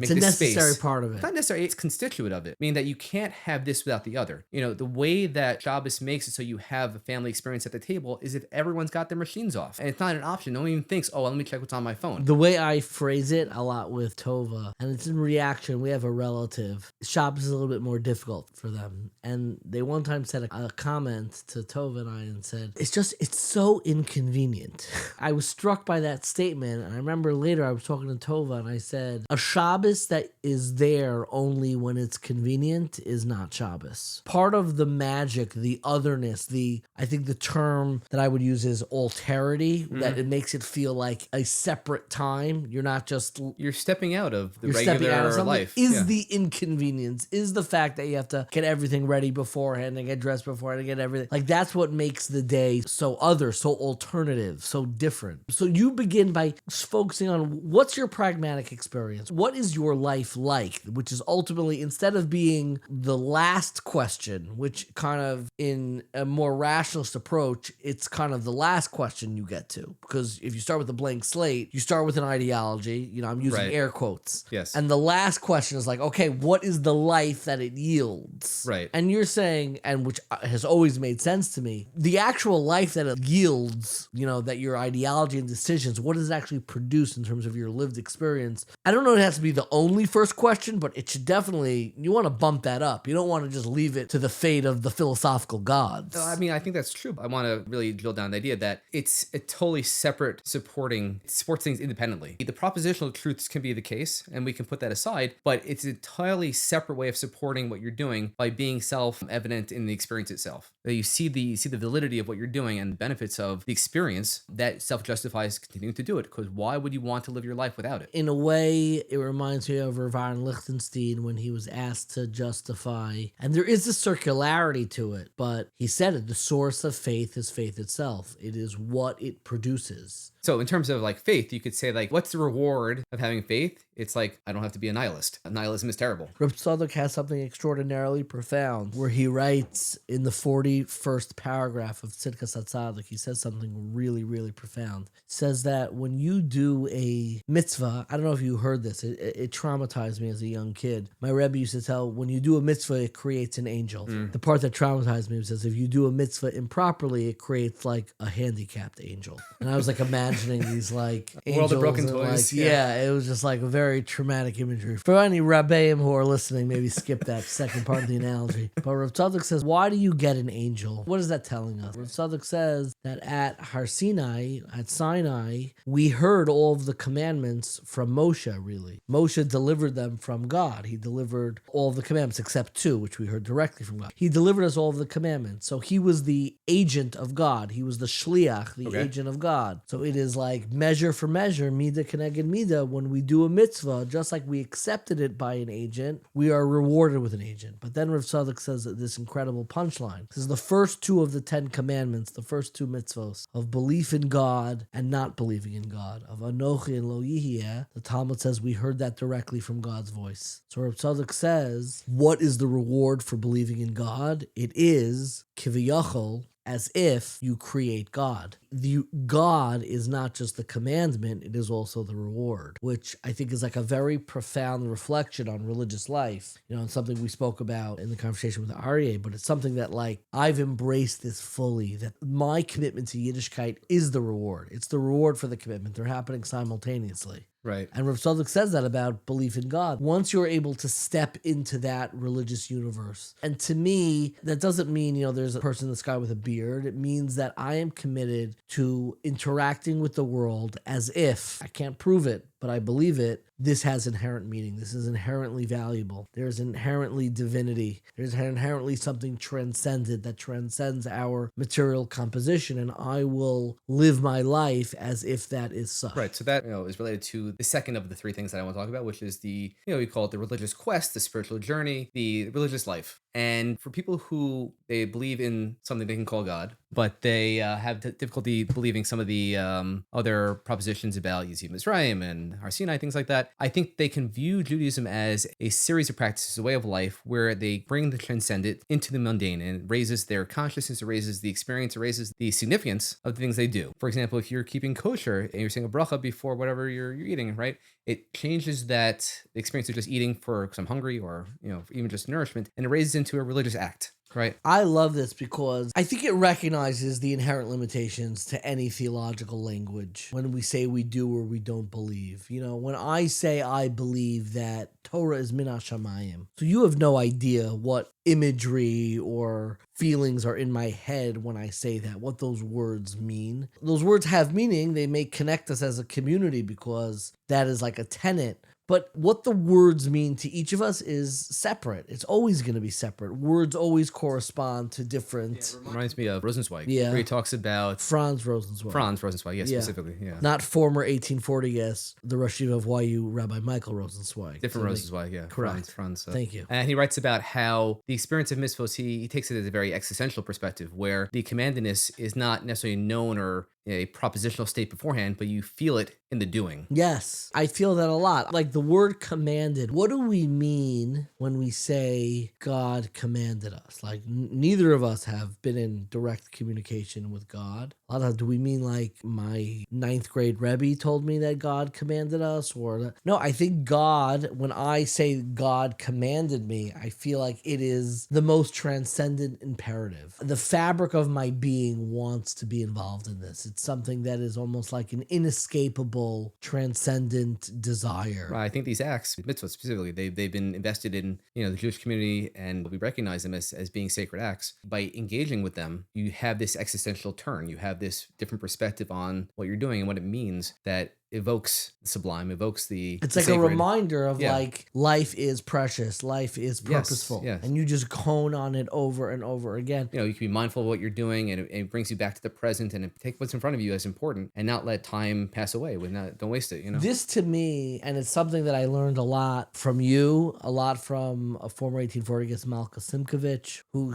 when we were talking about this, she said, instead of starting from the theology, start with the people, start with the Jewish people. We know that to be true. It goes back a long ways. We could trace it all the way back. And for you, what you're saying is instead of starting with like a theological checklist of like I believe and then like checking all the way down, start with creating a phenomenology. What does it feel like? Like what is the phenomenon of your Judaism? What does your Judaism feel like on a week-to-week basis? How do you feel your Jewish identity? And this is like you opened my eyes to this because like so much of this I took for granted. I think people need to ask themselves, like, how do you experience a Tuesday Jewishly? Just answer that question. I'm not telling you to be Orthodox, non-Orthodox, whatever. Just like explain, do you have ways to express your Jewish identity on a Tuesday? No rally, no like just a regular Tuesday. What are the reminders of the sacred that you have in your life? Right. And like kind of bringing it down to that, what is the experience that your Judaism yields? It makes Judaism much more experiential, which I think it always has been, rather than being ideological. Well, that it has an ideology, but I think if you were to ask me, the ideologies change much more than the experience. I think the idea, because if you were to be purely ideological, it means that you believe these propositions and the experience means absolutely nothing to you, right? You're doing it robotically just because I feel I must do this thing. Yeah. Right. And without investing with any sort of meaning or significance or anything, it's just like, I need to do this thing. There's a joke where someone is religious but not spiritual. Yeah. Right. Like they got to like do these things like paying your taxes. Like Yeah. you hate doing it. Yeah, But exactly. I do it because, it's required to do it. And that's technically religious, right? But it's so empty of all significance and meaning and heart. What are you doing exactly? Yeah.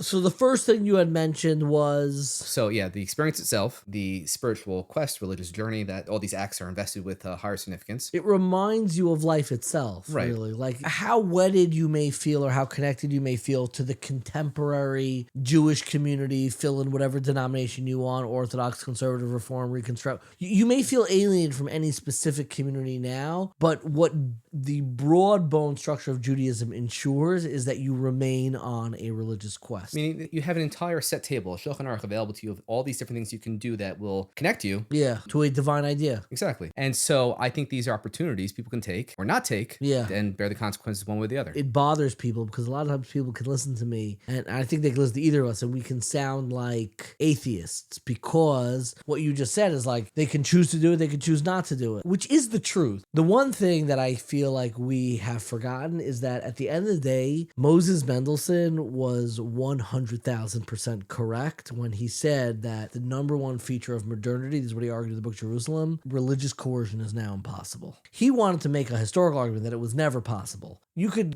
qualms on that when people stop coercing. All I know is that in 2025, you can't coerce religious practice. And what we need to kind of figure out is how to make the case for Judaism without invoking, and it's strange to do it, without just invoking because this is what Hashem said, because this is what God said. You could get into that flow, or maybe that's the right language for a child, but like everyone's making that claim. Yeah, Get in line. It's funny. I was recently having a prolonged discussion with someone else online about the famous Yeshayahu Leibowitz. Right? Yeah. Who was Yeshayahu Leibowitz, yeah. all about the mitzvah lishma and about you want to have your motivation in purity. Yeah. Where if you don't accept that this is an obligation purely because it's commanded by God, it's religiously worthless, right? And that's its own kind of austere, difficult to accomplish that ideal. Mm-hmm. And then it's also I think, demoralizing approach overall, because it says that any other consideration for what the mitzvahs offer, or what they provide, or what in terms of internal transformation may cause, or in terms of what community it creates, is worthless according to that way of looking at things, which I think it's like a very rigid, narrow. It's rigid I and hate cold, when yeah. I hear that stuff and when it gets overly ideological, because I think of my bubby. My bubby did not know a lot of halacha. She could not list to you the 13, Ani Mamim's articles of faith of the Rambam. And I'm not saying these things are not crucial and important, but I kind of refuse a definition of Judaism that writes my bubby's sincere organic commitment to Yiddishkeit, which she drove 2 hours to buy kosher meat, and like it meant to her whole world, that like it discounts her. Like it can't just be about how much information you have. It can't. It discounts too much of Jewish history. So the second... Yeah, so going back to our count. So Yeah. The first one is about the experience itself, and it's self-justifying. The second is about the religious quest, spiritual journey, and how halacha and Judaism helps to facilitate that. And the third is about Jewish identity. And the fact is that we can conceive of Judaism not just a certain set of propositions, like we're talking about at length, but more about the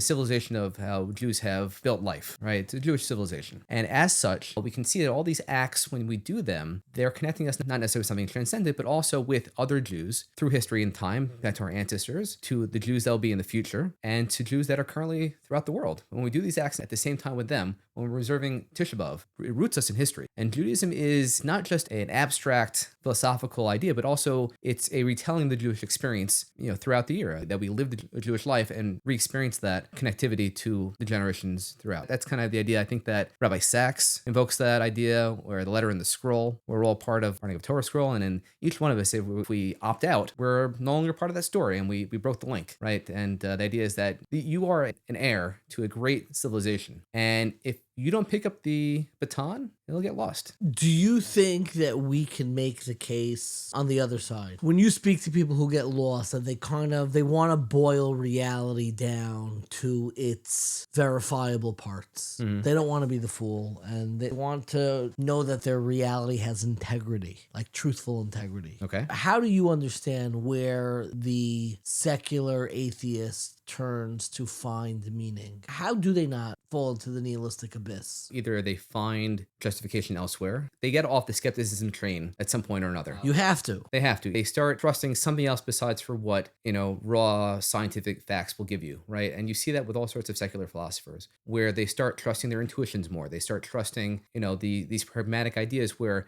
as long as the idea is working, it's true enough, even though if you don't know it to be the case. There is kind of something inescapable about pragmatism, where almost the question is, at what point is it okay to just step off of the hyper skepticism train and live a life of pragmatism? Well, I would say that it goes like this. I think that the facts that are knowable to us are few, and that's what science is composed of. It's giving us a lot of knowledge about the world, but by design, it limits things that we don't know with confidence. And so by doing so, you very close to the available data, you're going to have a restricted worldview, because there must be things that are true that we don't have evidence for, or conclusive evidence. Be a bizarre situation where the evidence we have available to us today in 2025 is exclusive, all true facts. Can't be the case, right? So there must be truths that we're leaving on the table that we can't know based on the publicly available data to us today. And some of those things are critically important. They're things like ethics. They're things like metaphysics. They're things that make life worth living. And so if you have to suddenly get off of that pursuit of certainty by accepting that there are things we cannot know. I love hearing how you are informed, what you're reading, how you shaped your religious outlook, because you're not a product of any yeshiva. You're more or less kind of self-taught, reading a lot of the classics. One thing I admire is that you're not reading the secondary academic literature. You try to read the original Kierkegaard, original Plato. Sure. I mean, not original Plato, but in the original translation. Greek. I don't know Greek. It makes sense for me. I am an educator and a rabbi, so it makes sense why I am so interested in these things. What's your excuse, buddy? I think that these are some of the most interesting questions and consequential questions that exist. Which questions? What is life? What is important? What is valuable? What should we do with the time that we have available to us? These are critical questions that I feel that if you don't have some sense of the answers, or even some sense of the importance of the questions, you're not living life fully. You're missing something important. You recommended on my 40th birthday.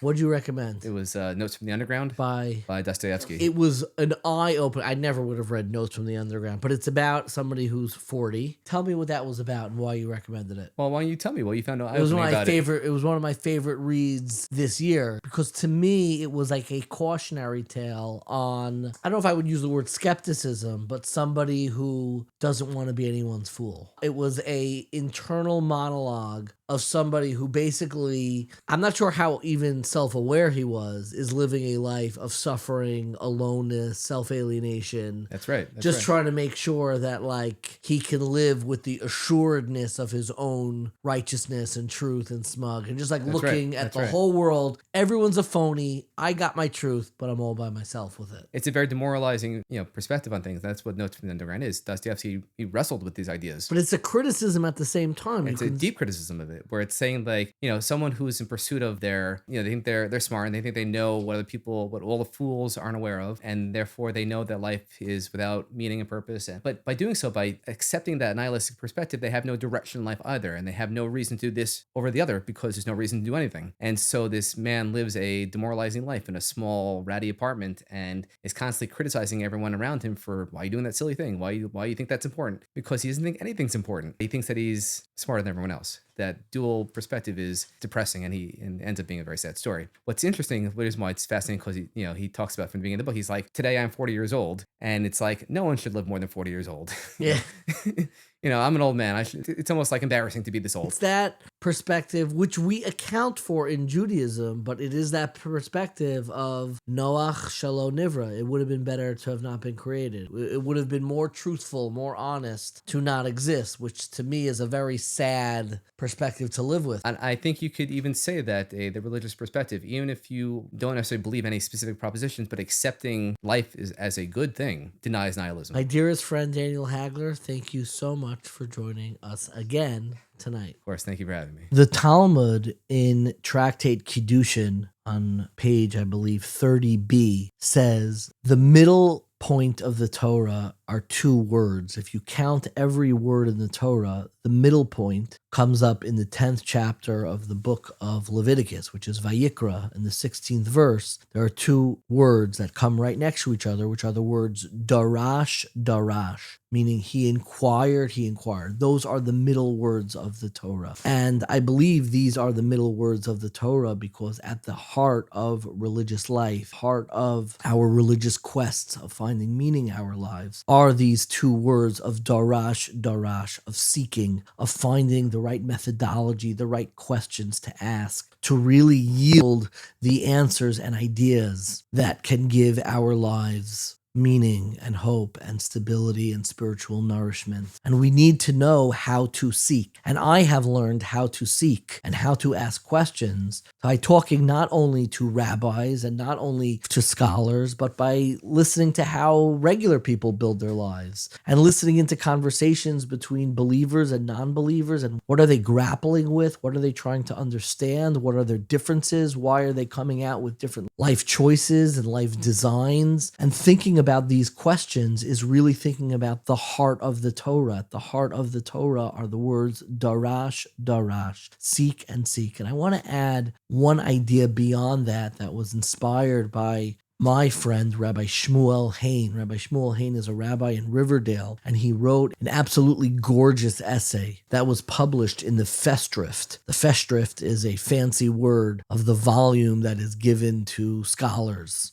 to honor them. And there was a Festschrift that was given to Rabbi Jacob J. Schachter, a former 1840 guest, of course. And it's called Emet L'Yaakov, Facing the Truths of History. And Rabbi Shmuel Hain's article is called The Law Follows the Lenient View in Mourning. And he has a brilliant insight of why the words darash, darash are at the heart of the Torah. Why is this the middle? And it's more than just seeking as being the heart of the Torah, but a very specific form of seeking. What is going on? What is the context of these words in the 10th chapter of the book of Vayikra, of Leviticus, that serve the very heart, at the very center of the Torah? What is going on there? The context is that it's talking about the episode that right after the death of Nadav and Avihu, the sons of Aaron, who brought an unauthorized fire before God, and they were consumed by the fire. That's the beginning of the 10th chapter. And in the aftermath, the Torah details all of the laws and procedures for Kohanim, especially around purity, how to bring karbanos, sacrifices, offerings, and mourning. And Moshe got upset when he learns that a sin offering, a chatas, that was supposed to be eaten by the Kohanim, had instead been completely burned. The Torah uses a double verb to describe Moshe's inquiry into this. Why did you burn it completely? He searched carefully and thoroughly. Darash, darash. Aaron actually responds and says that because of the tragic loss of his sons and the state of mourning he was in, he didn't feel like it was appropriate to eat from that sacrifice. So Aaron essentially says that, look, I was in mourning. I don't want to eat from a sacrifice while I am in mourning. I feel bereft. And Moshe eventually accepts this explanation. So Rabbi Shmuel Hain says something so beautiful, that at the heart of the Torah is not just seeking, but a very particular form of seeking. It is where and how we try to balance our humanity with the divine. The question and the issue that is being dealt with at this very heart of the Torah is a question of Aaron's humanity in the aftermath of losing two children in these tragic circumstances, when he feels so bereft and his humanity feels torn upside down. And he doesn't feel like he has the capacity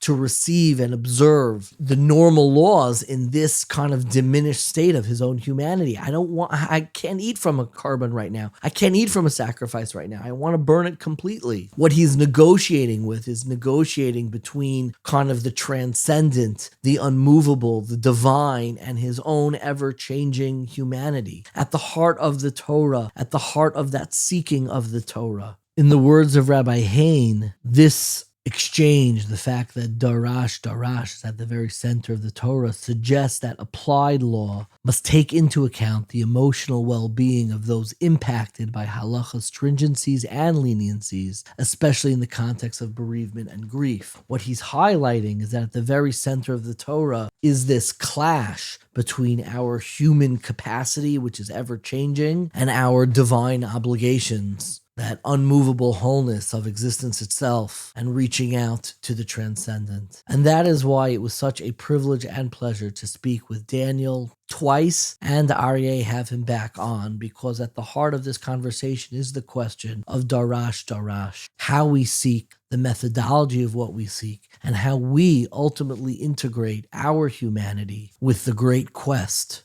to discover the transcendent. So thank you so much for listening. This episode, like so many of our episodes, was edited by our dearest friend Dina Emerson. If you enjoyed this episode or any of our episodes, please subscribe, rate, review, tell your friends about it. You can also donate at 1840.org/donate. It really helps us reach new listeners and continue putting out great content.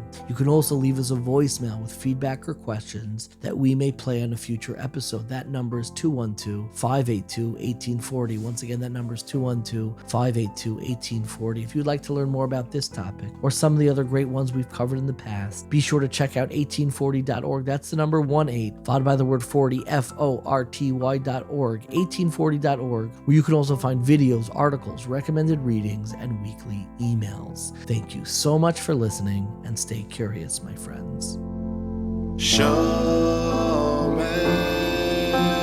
Yisrael Shemor She'eris Yisrael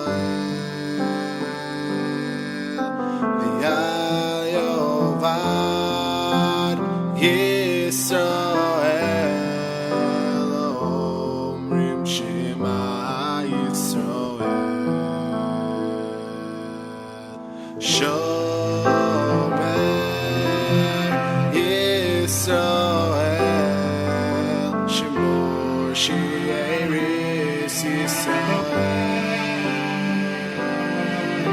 V'yal Yovad Yisrael Ha'omerim Shema Yisrael